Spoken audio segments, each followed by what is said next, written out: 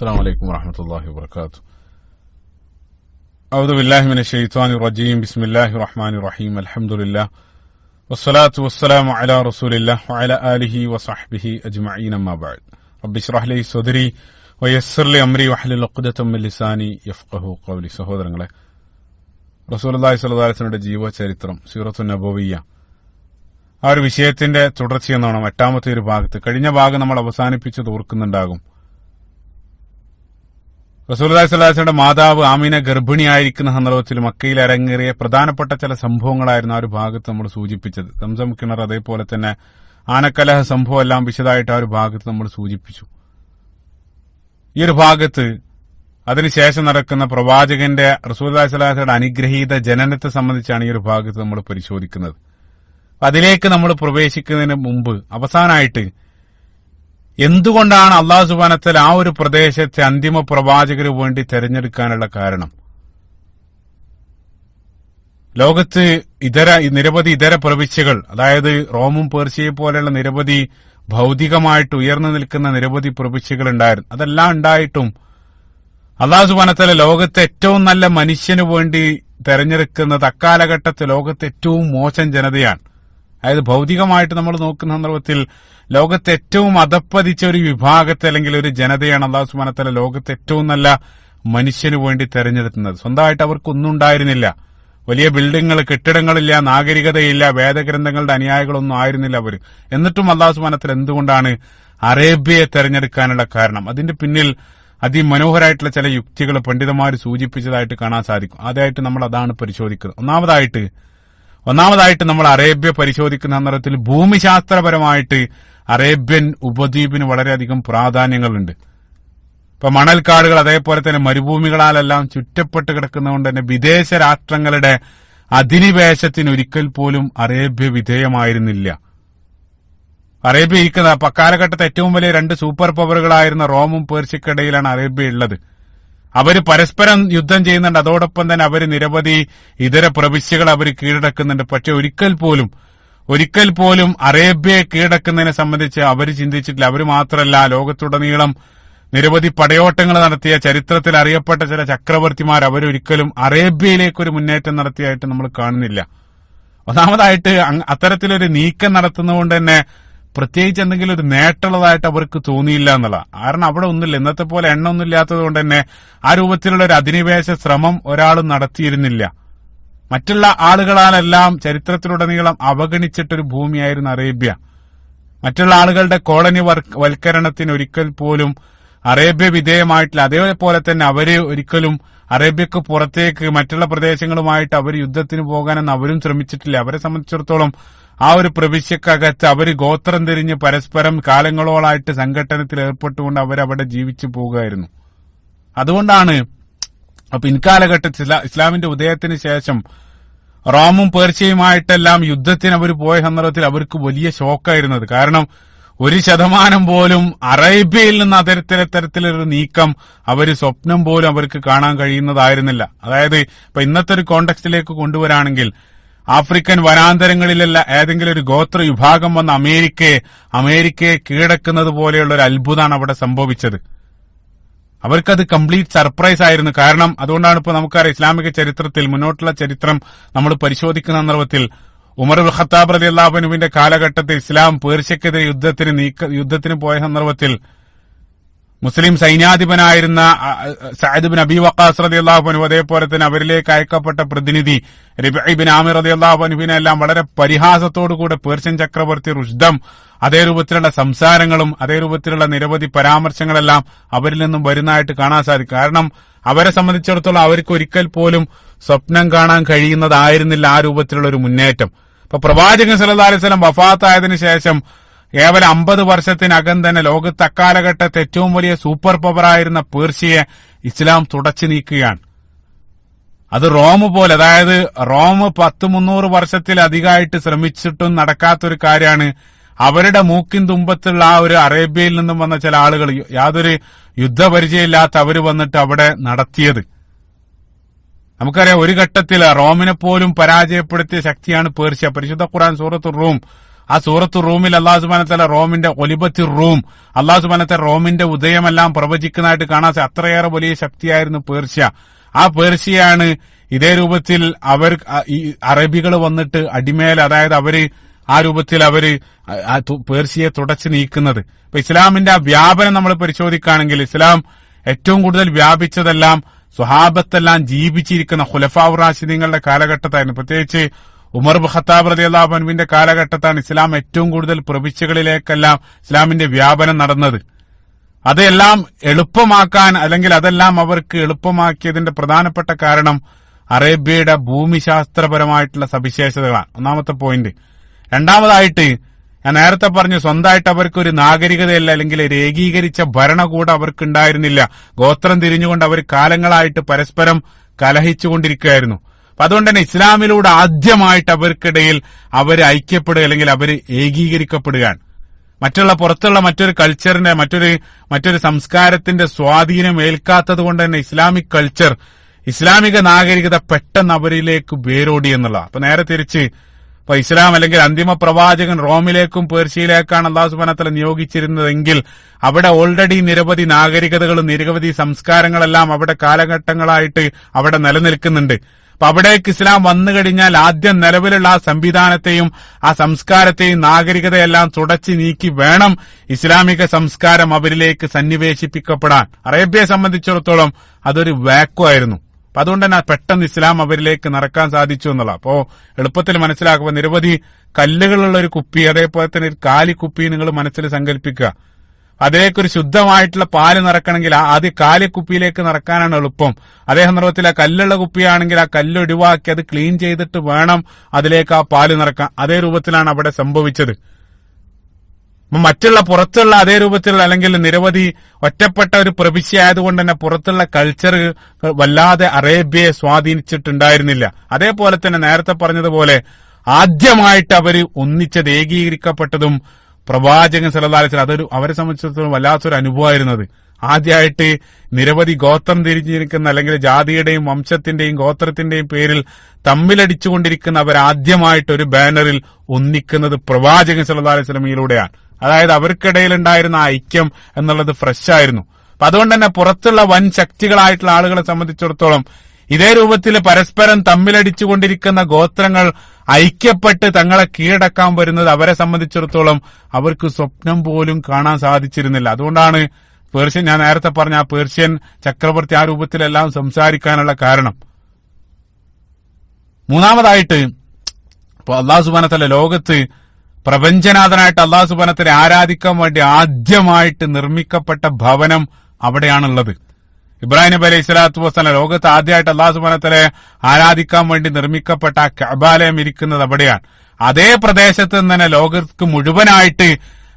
ലോകത്ത് മുഴുവനായിട്ട് മനുഷ്യർക്ക് അയക്കപ്പെട്ട അന്തിമ പ്രവാചകൻ അതേ പ്രദേശത്ത് തന്നെ അല്ലാഹു സുബ്ഹാനഹു വ തആല, അതേ പ്രദേശം തന്നെ അല്ലാഹു സുബ്ഹാനഹു വ തആല അതിനു വേണ്ടി തെരഞ്ഞെടുക്കുകയാണ്. എത്ര മനോഹരാണ്. അതായത് ഒരിക്കൽ കൂടെ ആവർത്തിക്കാണ്, ലോകത്ത് ആദ്യമായിട്ട് അല്ലാഹു സുബ്ഹാനഹു വ തആല ആരാധിക്കാൻ വേണ്ടി നിർമ്മിക്കപ്പെട്ട ആ ഭവനം ഇരിക്കുന്ന അതേ പ്രദേശം തന്നെ ലോകത്തുള്ള സർവ്വജനങ്ങളെയും അള്ളാഹുവിലേക്ക് ക്ഷണിച്ചുകൊണ്ടുള്ള അന്തിമ പ്രവാചകന് വേണ്ടി അല്ലാഹു സുബ്ഹാനഹു വ തആല തെരഞ്ഞെടുക്കണം. അതിമനോഹരാണ്.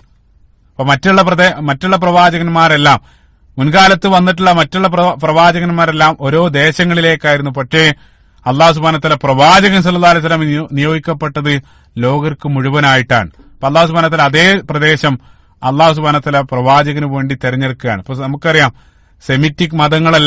സെമിറ്റിക് മതങ്ങളെല്ലാം സംഗമിക്കുന്ന ഒരു ബിന്ദു എന്നുള്ളത് ഇബ്രാഹിം നബി അലൈഹി സ്വലാത്തു വസ്സലാമാണ്. ജൂത ക്രൈസ്തവ മതങ്ങളെല്ലാം നമ്മളുമായിട്ട് ഒന്നിക്കുന്ന ഒരു പോയിന്റ് ഉള്ളത് ഇബ്രാഹിം നബി അലൈഹി സ്വലാത്തു വസ്സലാമാണ്. ആ ഇബ്രാഹിം നബി അലൈഹി സ്വലാത്തു വസ്സലാമയുടെ പ്രദേശം, അല്ലെങ്കിൽ ഇബ്രാഹിം നബി അലൈഹി സ്വലാത്തു വസ്സലാം ആ നിർമ്മിക്കപ്പെട്ട ഭവനം ഇരിക്കുന്ന ആ ഒരു പോയിന്റിലേക്ക് തന്നെ അല്ലെങ്കിൽ ആ ഒരു പ്രദേശം തന്നെ അല്ലാഹു സുബ്ഹാനഹു വ തആല അന്തിമ പ്രവാചകന് വേണ്ടി അല്ലാഹു സുബ്ഹാനഹു വ തആല തെരഞ്ഞെടുക്കുകയാണ്. സുബ്ഹാനല്ലാഹ്, മനോഹരാണ്. അതേപോലെ തന്നെ നാലാമതായിട്ട് നിരവധി, ഞാൻ നേരത്തെ കഴിഞ്ഞ നാലാമത്തെ ഭാഗത്ത് നമ്മൾ ജാഹിലിയത്തിനെ സംബന്ധിച്ച് വിശദമായിട്ട് പറഞ്ഞു. അതായത് സാംസ്കാരികമായിട്ട് ധാർമ്മികമായിട്ടെല്ലാം അവരെ അധപ്പതിച്ചിരുന്നു. അതേ രൂപത്തിലുള്ള ഒരു അധപ്പതനം അവർക്കിടയിൽ ഉണ്ടായിരുന്നെങ്കിലും നിരവധി ചില ഗുണങ്ങൾ അറേബ്യകളെ നമ്മൾ പരിശോധിക്കുന്ന രൂപത്തിൽ അവർക്കുള്ള ചില ക്വാളിറ്റികളും നമ്മൾ പ്രത്യേകമായിട്ട് മനസ്സിലാക്കണം. ആ ഒരു ഭാഗത്ത് നാം പറഞ്ഞിരുന്നു, നമ്മൾ അത് അവിടെ സൂചിപ്പിച്ചിരുന്നില്ല. അവർക്കുണ്ടായിരുന്ന ചില പോസിറ്റീവ് വശങ്ങളുണ്ടായിരുന്നു. അത് ഇസ്ലാം അല്ലെങ്കിൽ പ്രവാചകന്റെ ആഗമനത്തിന് ശേഷം ഇസ്ലാമിന്റെ വളർച്ചക്കെല്ലാം ഏറ്റവും വലിയ സ്വാധീനങ്ങളാണ് അത്തരം ഗുണങ്ങൾ. അവരുടെ ആ ഗുണങ്ങൾ ആ കാരണം നമുക്ക് ലഭിച്ചത്. എന്താണ് അവരുടെ ഗുണങ്ങൾ? അതാണ് നമ്മൾ പരിശോധിക്കുന്നത്. ഒന്നാമതായിട്ട് അവരുടെ ഹൃദയം ശുദ്ധമായിരുന്നു. അതായത് റോമിലും ഗ്രീക്കിലുള്ള ആളുകൾ, ആ പുറത്തുള്ള ആളുകൾ, അവര് നിരവധി തത്വശാസ്ത്രങ്ങൾക്കും ഇതേ രൂപത്തിലുള്ള നിരവധി ഫിലോസഫികൾക്കെല്ലാം അടിമപ്പെട്ട് വികലായിരുന്നു. പക്ഷേ ഇവിടെയുണ്ട് അറേബ്യൻ ഉപദ്വീപിൽ ജീവിച്ച ആളുകളെ സംബന്ധിച്ചിടത്തോളം അവർ സാധാരണക്കാരായിട്ടുള്ള ആളുകളാണ്. അധിക ആളുകളും, അതായത് ഭൂരിപക്ഷ ആളുകളും ശുദ്ധ മനസ്സിന്റെ ഉടമകളാണ്. സത്യസന്ധമായിട്ടുള്ള തെറ്റിദ്ധാരണകൾ അല്ലെങ്കിൽ സത്യമാണെങ്കിൽ എത്രയും പെട്ടെന്ന് സ്വീകരിക്കാൻ അവർ സന്നദ്ധമായിരുന്നു. ഭൂരിപക്ഷത്തെ സംബന്ധിച്ചാണ് പറയുന്നത്. അതായത് അധിക ആളുകളും സത്യമാണെന്ന് ബോധ്യപ്പെട്ടാൽ സ്വീകരിക്കാനുള്ള ഒരു മനസ്സ് അവർക്കുണ്ടായിരുന്നു എന്നുള്ള, അതാണ് ഒന്നാമത്തെ ക്വാളിറ്റി. രണ്ടാമതായിട്ട് അവരെ സംബന്ധിച്ചിടത്തോളം അവര് അങ്ങേയറ്റം ത്യാഗസന്നദ്ധരാണ്. അതും ഇസ്ലാമിന്റെ മുന്നോട്ടുള്ള വളർച്ചയ്ക്ക് ഏറ്റവും വേണ്ട ഒരു ക്വാളിറ്റിയാണ് ത്യാഗസന്നദ്ധത. അത് അവർക്ക് വേണ്ടതിലധികമായിരുന്നു. കാരണം അവരുടെ ജീവിക്കുന്ന അവരുടെ പ്രദേശം തന്നെ അത് ആ ത്യാഗസന്നദ്ധത അവരെ പഠിപ്പിക്കുന്നുണ്ട്. അപ്പൊ നമുക്കറിയാം, അറേബ്യയെ സംബന്ധിച്ചിടത്തോളം വെള്ളം അവർക്ക് സുലഭമായിരുന്നില്ല. 1-2 കാരക്ക അല്ലെങ്കിൽ ഈത്തപ്പഴം വെച്ചിട്ട് ദിവസങ്ങളോളം മാസങ്ങളോളം ജീവിക്കാൻ പഠിച്ച ആളുകളായിരുന്നു അവർ. നബി സ്വല്ലല്ലാഹു അലൈഹി വസല്ലമയുടെ ചരിത്രത്തിൽ തന്നെ റസൂലുള്ളാഹി സ്വല്ലല്ലാഹു അലൈഹി വസല്ലം നമുക്കറിയാം മാസങ്ങളോളം വെറും കാരക്കയും വെള്ളം ഭക്ഷിച്ച് അസ്വദാൻ, നമുക്കറിയാം നേരത്തെ നമ്മൾ പറഞ്ഞു, അതേ രൂപത്തിൽ ജീവിക്കാൻ പഠിച്ച ആളുകളായിരുന്നു. ആ പട്ടിണി അനുഭവിച്ച് ജീവിച്ച് പരിചയമുള്ള ആളുകളാണ്.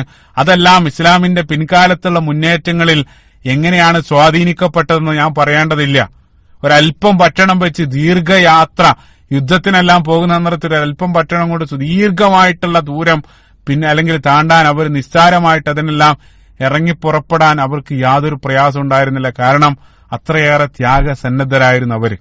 അതാണ് അവരുടെ മറ്റൊരു ക്വാളിറ്റി. മൂന്നാമതായിട്ട് അവരുടെ അസാമാന്യമായിട്ടുള്ള ധീരതയാണ്, ബ്രേവറി. അതായത് അവര് തുല്യതയില്ലാത്ത ധീരത അവർ പ്രകടിപ്പിക്കുന്ന ഭീരുക്കളായിരുന്നില്ല. അക്കാലഘട്ടത്തിലുള്ള അറേബ്യൻ ജാഹിലിയ കാലഘട്ടത്തിൽ തന്നെ ഏതെങ്കിലും അയാള് ധീരത കാണിക്കുന്നുണ്ടെങ്കിൽ ആ ധീരത അങ്ങേയറ്റം അവർ വാഴ്ത്തിയിരുന്നു, അവർ പ്രശംസിക്കപ്പെട്ടിരുന്നു. ഏതെങ്കിലും ഒരു ഗോത്രത്തില് ഒരാളൊരു ധീരപ്രവൃത്തി ചെയ്തു കഴിഞ്ഞാൽ അയാളുടെ മരണശേഷവും അയാളെ അവർ വാഴ്ത്തിക്കൊണ്ട് കവിതകൾ രചിക്കുന്ന രൂപത്തിൽ ധീരത അങ്ങേയറ്റം പ്രശംസിക്കപ്പെട്ട ഒരു ജനതയായിരുന്നു അവര് എന്നുള്ളത്. അതാണ് മറ്റൊരു ക്വാളിറ്റി. നാലാമതായിട്ട് അവരെ സംബന്ധിച്ചിടത്തോളം പൊതുവെ അവര് സത്യസന്ധനായിരുന്നു, വാക്കിന് വില കൽപ്പിക്കുന്ന ആളുകളായിരുന്നു. വാക്കായിരുന്നു അവരെ സംബന്ധിച്ചിടത്തോളം അല്ല. നമുക്കറിയാം അന്ന് അക്കാലഘട്ടത്ത് ഗവൺമെന്റും നിയമങ്ങളൊന്നുമില്ല. ഒരാള് മറ്റൊരാൾക്ക് നൽകുന്ന വാക്കാണെല്ലാം. അപ്പൊ വാക്ക് ലംഘിക്കുക എന്നുള്ളത് ഏറ്റവും വലിയൊരു അപരാധമായിട്ട് അവർ കണ്ടു എന്നുള്ളതാണ്. അപ്പൊ നമുക്കറിയാം അതിന് ഏറ്റവും നല്ല ഉദാഹരണങ്ങളാണ് അബൂ സുഫിയാൻ ഷാമിൽ പോകുന്ന സന്ദർഭത്തിൽ അവിടെ ഉണ്ടായിരുന്ന ഹിറക്കൽ ചക്രവർത്തി അദ്ദേഹത്തെ കൊട്ടാരത്തിലേക്ക് വിളിച്ചിട്ട് പ്രവാചകൻ സല്ലല്ലാഹു അലൈഹി വസല്ലമയെ സംബന്ധിച്ച് നിരവധി ചോദ്യങ്ങൾ ചോദിക്കുന്നുണ്ട്. ആ ചോദ്യം ചോദിച്ചാൽ ഇൻഷാ അല്ലാഹ് അതിലേക്ക് നമ്മൾ പിന്നീട് വരും. ആ സന്ദർഭത്തിലെല്ലാം സത്യസന്ധമായിട്ടാണ് അബൂ സുഫിയാൻ അവിടെ മറുപടി പറയുന്നത്. അതേപോലെ തന്നെ ഞാൻ പറഞ്ഞു, വാക്കിന് വില കൽപ്പിക്കുക. നമ്മൾ നേരത്തെ ഒരു പോയിന്റ് കഴിഞ്ഞ ഭാഗത്ത് പറഞ്ഞ് നിങ്ങൾ ഓർക്കുന്നുണ്ടാകും. അബ്ദുൽ മുത്തലിബ് മകനെ ബലി നൽകുമെന്ന് ആ ശപഥം ചെയ്തത്. ആ ശപഥം അദ്ദേഹത്തോട് നിറവേറ്റാൻ ഒരാളവിടെ പറഞ്ഞിട്ടില്ല. പക്ഷെ എങ്കിലും അദ്ദേഹം അതിനുവേണ്ടി ഇറങ്ങി പുറപ്പെടുന്നതായിട്ടെല്ലാം നമ്മൾ കണ്ടു. ആ രൂപത്തിൽ അങ്ങേയറ്റം വാക്കിന് വില കൽപ്പിക്കുന്നവരായിരുന്നു ഭൂരിപക്ഷ ആളുകളും.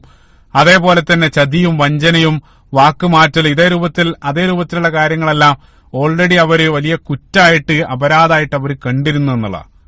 അതുകൊണ്ടാണ് ഇപ്പോ നേരത്തെ കഴിഞ്ഞ ഭാഗത്ത് ഞാൻ ആനക്കലഹ സംഭവം പറഞ്ഞ സന്ദർഭത്തിൽ നിങ്ങൾ ഓർക്കുന്നുണ്ടാകും, അബൂ റിഗാലിനെ സംബന്ധിച്ച് പറഞ്ഞത്. അതേ രൂപത്തിൽ അബൂ റിഗാലിനെ അവർ പരിഗണിക്കപ്പെടാനുള്ള കാരണം അദ്ദേഹം സ്വന്തം ജനതയെ ഉറ്റിയെന്നുള്ള. ഏത് രൂപത്തിലാണ് ആ സമൂഹം അദ്ദേഹത്തെ പിന്നീട് അവര് പരിഗണിച്ചതെന്നെല്ലാം നമ്മൾ കഴിഞ്ഞ ഭാഗത്ത് നമ്മൾ കണ്ടു. അതപ്പോ വഞ്ചന എന്നുള്ളത് അതേ രൂപത്തിൽ അതേപോലെ തന്നെ വാക്ക് ലംഘിക്കുക എന്നുള്ളതെല്ലാം വലിയ അപരാധമായിട്ട് ജാഹിലിയ കാലഘട്ടത്തിൽ തന്നെ അവർ കണ്ടിരുന്നു എന്നുള്ളതാണ്. അഞ്ചാമതായിട്ട് അവരുടെ ഉദാര മനസ്കത, ജനറോസിറ്റിയാണ്. അറബികൾ ആ ഒരു വിഷയത്തിൽ അങ്ങേയറ്റം പേരുകേട്ട ആള്. ഇന്നും അതിന്റെ ശേഷിപ്പുകൾ അവരിൽ കാണാൻ സാധിക്കും. ഉള്ളത് വളരെ കുറച്ചാണെങ്കിൽ സന്തോഷത്തോടുകൂടെ പരസ്പരം പങ്കിട്ട് ജീവിക്കാൻ പഠിച്ച ആളുകളായിരുന്നു അക്കാലഘട്ടത്ത് അറേബ്യയിലുണ്ടായിരുന്ന ആളുകൾ. അപ്പൊ നമുക്കറിയാം റസൂലുള്ളാഹി സ്വല്ലല്ലാഹു അലൈഹി വസല്ലം വരുന്നതിന് മുമ്പ് തന്നെ അവിടെ ജീവിച്ച ചില പ്രസിദ്ധ ഹാത്തിമി ത്വാഇയെ പോലെയുള്ള ആളുകളുടെ കഥകൾ ജാഹിലിയ കാലഘട്ടത്തിൽ തന്നെ അങ്ങേയറ്റം പ്രസിദ്ധമായിരുന്നു. ഇപ്പൊ ഏതെങ്കിലും ഒരു അതിഥി അപ്രതീക്ഷിതമായിട്ട് വീട്ടിലേക്ക് കയറി വന്നാൽ ആകെ ആ വീട്ടിലുള്ളത് ഒരു ആടോ ഒരു ഒട്ടകോ ആണെങ്കിൽ രണ്ടാമതൊന്നും ചിന്തിക്കാതെ ആകെയുള്ള ഒട്ടകത്തെ അറുത്ത് അതിഥിയെ സൽക്കരിക്കുന്നതിന് അവരങ്ങേയറ്റം താല്പര്യം, അത്രയേറെ അവരതിന് വില കൽപ്പിച്ചു എന്നുള്ള ഈ അവരുടെ ഈ ഒരു ക്വാളിറ്റി, മനോഹരമായിട്ട് ഈ ഒരു ക്വാളിറ്റി ഇസ്ലാമിന്റെ മുന്നോട്ടുള്ള വളർച്ചയിൽ എത്രത്തോളം സ്വാധീനിച്ചു എന്ന് നാം പറയേണ്ടതില്ല. അൻസാറുകളുടെ ചരിത്രം മാത്രം നമ്മൾ പഠിച്ചാൽ മതി. കാരണം അവർക്കുള്ളത് മുഴുവൻ നിസ്സാരമായിട്ട് അവർക്ക് ത്യജിക്കാൻ അവർക്കുള്ള ആ വലിയ മനസ്സ് അവർക്ക് ഉണ്ടായിരുന്നു എന്നുള്ള. ആറാമതായിട്ട് വളരെ പ്രധാനപ്പെട്ട മറ്റൊന്ന് ഭാഷയാണ്, അറബി ഭാഷയാണ്. അറബി ഭാഷയുടെ സവിശേഷതയും ആ ഒരു പ്രദേശത്തെ തെരഞ്ഞെടുക്കാൻ കാരണമായി എന്നുള്ള. അക്കാലഘട്ടത്തിൽ ഭാഷ എന്നുള്ള നിലക്ക് പൂർണ്ണത പ്രാപിച്ച ഏക ഭാഷ അറബി ഭാഷയായിരുന്നു. അതിനേക്കാൾ ഇപ്പൊ സെമിറ്റിക് ലാംഗ്വേജുകളിൽ ഏറ്റവും മനോഹരമായിട്ടുള്ള ഇന്നും അതേ രൂപത്തിൽ നിലനിൽക്കുന്ന ഒരു ഭാഷ അറബി ഭാഷ മാത്രമാണ്. അല്ലാഹു സുബ്ഹാനഹു വ തആല അതിനെ അതേ രൂപത്തിൽ സംരക്ഷിക്കപ്പെട്ടു. പല സെമിറ്റിക് ഭാഷകളും ഇന്ന് ഈ ലോകത്ത് അതേ രൂപത്തിൽ നിലനിൽക്കുന്നില്ല. അറബി ഭാഷയുടെ സവിശേഷത തന്നെ മറ്റൊരു വിഷയമാണ്. ചില കാര്യങ്ങൾ മാത്രം. അപ്പോ ഏറ്റവും വലിയ വളരെ കുറഞ്ഞ വാക്കുകൾ കൊണ്ട് അതിശക്തമായിട്ടുള്ള ആശയം പങ്കുവെക്കാൻ സാധിക്കുന്ന ഭാഷ കൂടാണ് അറബി ഭാഷ. അതേപോലെ തന്നെ ഒരൊറ്റ വാക്കിൽ നിന്നും ആയിരക്കണക്കിന് നിരവധി, അതായത് ഒരൊറ്റ മൂലപദത്തിൽ നിന്ന് ആയിരക്കണക്കിന് നിരവധി വാക്കുകൾ ഉണ്ടാക്കാമെന്നുള്ള. ആ ഉണ്ടാക്കിയ വാക്കുകളെല്ലാം ആദ്യത്തെ ആ മൂലപദവുമായിട്ടൊരു കണക്ഷൻ ഉണ്ടാകും. മനോഹരാണ്. അപ്പൊ നമ്മള് ഏതെങ്കിലും ഒരു അറബി വേർഡ് നമ്മളൊരു മിക്സിയിലേക്ക് ഇട്ട് പൊടിച്ചാല് ആ പൊടിച്ചാല് കിട്ടുന്ന ആയിരക്കണക്കിന് പീസുകൾ അതിൽ നിന്ന് കിട്ടുന്നുണ്ടെങ്കിൽ ആ ആയിരക്കണക്കിന് പീസുകളും ആദ്യമിട്ട ആ വേർഡുമായിട്ടൊരു കണക്ഷൻ ഉണ്ടാകും എന്നുള്ള. അപ്പൊ നമുക്കറിയാം തസ്രീഫ്, സർഫാക്കുക, അതേ രൂപത്തിലുള്ള നിരവധി സവിശേഷതകൾ. അതേപോലെ തന്നെ പദസമ്പത്തുകൾ ഭാഷാപരമായിട്ട് നമ്മൾ പരിശോധിക്കുന്ന സന്ദർഭത്തിൽ തന്നെ വലിയ പദസമ്പത്തുകൾ അറബി ഭാഷയെ സംബന്ധിച്ച് ഭാഷാ പണ്ഡിതന്മാർ പറയാറുണ്ട്.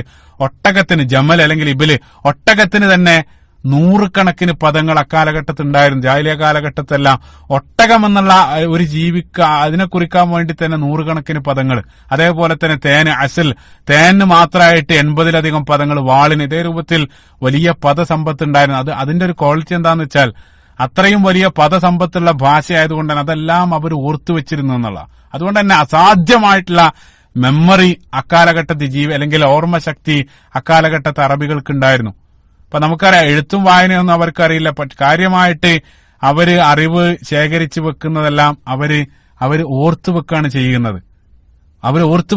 അപ്പൊ അസാധ്യമായിട്ടുള്ള ഓർമ്മശക്തിയുടെ ഉടമകളായിരുന്ന അക്കാലഘട്ടത്തിലായിരുന്ന അറബികൾ അത് പിൻകാലഘട്ടത്ത് ഇസ്ലാമിന്റെ വളർച്ചയിൽ അതെങ്ങനെയാണത് അത് നേട്ടമായി തീർന്നതെന്ന് ഞാൻ പറയേണ്ടതില്ല. പരിശുദ്ധ ഖുർആന്റെ അല്ലെ ഹദീസിന്റെ എല്ലാം ക്രോഡീകരണത്തിൽ അവരുടെ ആ ഓർമ്മശക്തി വഹിച്ച പങ്ക് അത് തന്നെ മറ്റൊരു വിഷയമായിട്ട് സംസാരിക്കേണ്ടതാണ്.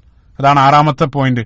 ഏഴാമതായിട്ട് ഇതുവരെ പറഞ്ഞതിനേക്കാളെല്ലാം ഏറ്റവും പ്രധാനപ്പെട്ട മറ്റൊരു പോയിന്റ് എന്താന്ന് വെച്ചാൽ അല്ലാഹു സുബ്ഹാനഹു വ തആല അന്തിമ പ്രവാചകന് വേണ്ടി അറേബ്യയെ തെരഞ്ഞെടുക്കാനുള്ള ഏറ്റവും പ്രധാനപ്പെട്ട ഒരു കാരണം ഇബ്രാഹിം നബി അലൈഹി സ്വലാത്തു വസ്സലാമയുടെ പ്രാർത്ഥനയുടെ പൂർത്തീകരണമായിരുന്നു. അത് ഇബ്രാഹിം നബി അലൈഹി സ്വലാത്തു വസ്സലാം നൂറ്റാണ്ടുകൾക്ക് മുമ്പ് ആ വിജനമായ അറേബ്യൻ ദേശത്ത് വെച്ചുകൊണ്ട് ഒരു പ്രാർത്ഥന നടത്തിയിരുന്നു. പരിശുദ്ധ ഖുർആൻ സൂറത്തുൽ ബഖറയുടെ 129-ാമത്തെ വചനത്തിൽ റബ്ബനാ വബഅസ് ഫീഹിം റസൂലൻ മിൻഹും യത്ലു അലൈഹിം ആയാതിക വയുഅല്ലിമുഹുൽ കിതാബ വൽ ഹിക്മ വയുസക്കീഹിം, ഇബ്രാഹിം നബി അലൈഹി സ്വലാത്തു വസ്സലാം നടത്തിയ പ്രാർത്ഥനയാണ്. ഓ അല്ലാഹ്, നിന്റെ ദൃഷ്ടാന്തങ്ങൾ ഓതിക്കൊടുക്കുന്ന അല്ലെങ്കിൽ അവർക്ക് വേദഗ്രന്ഥവും ജ്ഞാനവും എല്ലാം അഭ്യസിക്കുന്ന ഒരു പ്രവാചകനെ റസൂലൻ മിൻഹും അവരിൽ നിന്ന് തന്നെ നീ നിയോഗിക്കണമെന്ന് നൂറ്റാണ്ടുകൾക്ക് മുമ്പ് ഇബ്രാഹിം നബി അലൈഹി സ്വലാത്തു വസ്സലാം, ഖലീലുള്ളാഹി ഇബ്രാഹിം നബി അലൈഹി സ്വലാത്തു വസ്സലാം പ്രാർത്ഥിച്ചിട്ടുണ്ട്. ആ പ്രാർത്ഥനയുടെ പൂർത്തീകരണം കൂടിയാണ് നബി സല്ലല്ലാഹു അലൈഹി വസല്ലം. ഇബ്രാഹിം നബി അലൈഹി സ്വലാത്തു വസ്സലാം പ്രാർത്ഥിച്ചു. അതേപോലെ തന്നെ പ്രവാചകൻ സല്ലല്ലാഹു അലൈഹി വസല്ലം റസൂലുള്ളാഹി സ്വല്ലല്ലാഹു അലൈഹി വസല്ലമക്ക് തൊട്ടു മുമ്പ് കടന്നു വന്ന ഈസാ നബി അലൈഹി സ്വലാത്തു വസ്സലാം സന്തോഷ വാർത്ത നൽകിയ പ്രവാചകൻ. ഈസാ നബി അലൈഹി സ്വലാത്തു വസ്സലാം ഞാൻ പോയാൽ വരാനിരിക്കുന്ന ഒരു സത്യത്തിന്റെ ആത്മാവിനെ സംബന്ധിച്ച് അവർക്ക് ഈസാ നബി അലൈഹി സ്വലാത്തു വസ്സലാം സുവിശേഷം നൽകിയിരുന്നു. സൂറത്ത് സൊഫിന്റെ 6-ാമത്തെ വചനത്തിൽ അല്ലാഹു സുബ്ഹാനഹു വ തആല മുബശ്ശിറൻ ബിറസൂലിൻ യഅതി മിൻ ബഅദി ഇസ്മുഹു അഹ്മദ്, ഈസാ നബി അലൈഹി സ്വലാത്തു വസ്സലാം അവരോട് പറഞ്ഞതാണ്, എനിക്ക് ശേഷം വരാനിരിക്കുന്ന അഹ്മദ് എന്നുള്ള ദൂതനെ സംബന്ധിച്ച് ഞാനിതാ നിങ്ങൾക്ക് സന്തോഷ വാർത്ത നൽകിയിരിക്കുന്ന ഈസാ നബി അലൈഹി സ്വലാത്തു വസ്സലാം പറഞ്ഞതാണ്. ഈ രണ്ട് പ്രവാചകന്മാരുടെ ആ പ്രസ്താവനകൾ നമ്മൾ ചേർത്ത് വെക്കുന്ന സന്ദർഭത്തിൽ പ്രവാചകൻ സല്ലല്ലാഹു അലൈഹി വസല്ലം റസൂലുള്ളാഹി സ്വല്ലല്ലാഹു അലൈഹി വസല്ലം സ്വന്തം നിയോഗത്തെ സംബന്ധിച്ച് പറഞ്ഞ മനോഹരമായിട്ട് ചില വാക്കുകൾ ഈ ഒരു ഭാഗത്ത് നമ്മൾ ചേർത്ത് വായിക്കുക. പ്രവാചകൻ സല്ലല്ലാഹു അലൈഹി വസല്ലം പറഞ്ഞു, അന ദഅവതു അബി ഇബ്രാഹിം വ ബിശാറത്തു അഖി ഈസ ഇബ്നു മറിയം.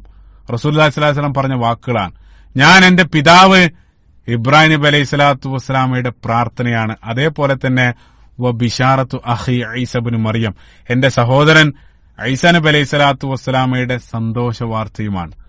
റസൂലുള്ളാഹി സ്വല്ലല്ലാഹു അലൈഹി വസല്ലം സ്വന്തത്തെ സംബന്ധിച്ചാണ് പറയുന്നത്, ഞാൻ എന്റെ പിതാവിന്റെ പ്രാർത്ഥനയാണ്, അതേപോലെ തന്നെ ഈസാ നബി അലൈഹി സ്വലാത്തു വസ്സലാമയുടെ സന്തോഷ വാർത്തയുമാണ്. അതിന്റെ പൂർത്തീകരണത്തിന് വേണ്ടി കടന്നു വന്നതാണ് പ്രവാചകൻ സല്ലല്ലാഹു അലൈഹി വസല്ലം. ഇനി നമ്മൾ പ്രധാനപ്പെട്ട റസൂലുള്ളാഹി സ്വല്ലല്ലാഹു അലൈഹി വസല്ലമയുടെ ജനനത്തിലേക്കാണ്, അനുഗ്രഹീത ജനനത്തിലേക്കാണ് നമ്മൾ പ്രവേശിക്കുന്നത്. അപ്പോൾ കഴിഞ്ഞ ഭാഗങ്ങളിൽ മാതാവ് ആമിന ഗർഭിണിയായിരിക്കുന്ന സന്ദർഭത്തിൽ പിതാവ് മരണപ്പെട്ടതും, അതേപോലെ തന്നെ ആമിന ഗർഭിണിയായിരിക്കുന്ന ആ ഗർഭാവസ്ഥയുടെ അവസാന കാലത്ത് റസൂലുള്ളാഹി സ്വല്ലല്ലാഹു അലൈഹി വസല്ലം ജനിക്കുന്നതിന്റെ 50-55 ദിവസങ്ങൾക്ക് മുമ്പ് മക്കയിൽ അരങ്ങേറിയ ആനക്കലഹ സംഭവം എല്ലാം നമ്മൾ പറഞ്ഞു. അതിനെല്ലാം ശേഷം, അതിന്റെ തുടർച്ചയായിട്ട് അതിനെല്ലാം ശേഷം ആ ജാഹിലിയത്തിന്റെ അന്ധകാരത്തെ തുടച്ചു നീക്കിക്കൊണ്ട് ലോകത്തുള്ള സർവ്വ അന്ധകാരത്തെയും തുടച്ചു നീക്കിക്കൊണ്ട് ലോകത്തിന് വെളിച്ചമായിട്ട് സിറാജൻ മുനീറയായിട്ട് റസൂലുള്ളാഹി സ്വല്ലല്ലാഹു അലൈഹി വസല്ലം അവിടെ പിറന്നു വീഴുകയാണ്. ഇപ്പൊ റസൂലുള്ളാഹിന്റെ ജനനവുമായിട്ട് ബന്ധപ്പെട്ട് അരങ്ങേറിയ നിരവധി അത്ഭുത സംഭവങ്ങൾ ചരിത്ര ഗ്രന്ഥങ്ങൾ ഉദ്ധരിക്കപ്പെട്ടതായിട്ട് കാണാൻ സാധിക്കും. അതിൽ അങ്ങേയറ്റം ആധികാരികമായിട്ടുള്ളത് മാത്രമേ ഞാൻ ഇവിടെ പരിശോധിക്കുന്നുള്ളൂ. കാരണം ഈ ഒരു പരമ്പരയിലുടനീളം ആധികാരികത വേണ്ടത്ര കഴിയുന്നത്ര നിലനിർത്താൻ വേണ്ടി ശ്രമിക്കുകയാണ്. കാരണം ഈ രൂപത്തിൽ നിരവധി കഥകൾ പിൻകാലഘട്ടത്തിൽ പടച്ചുണ്ടാക്കിയിട്ടുണ്ട്.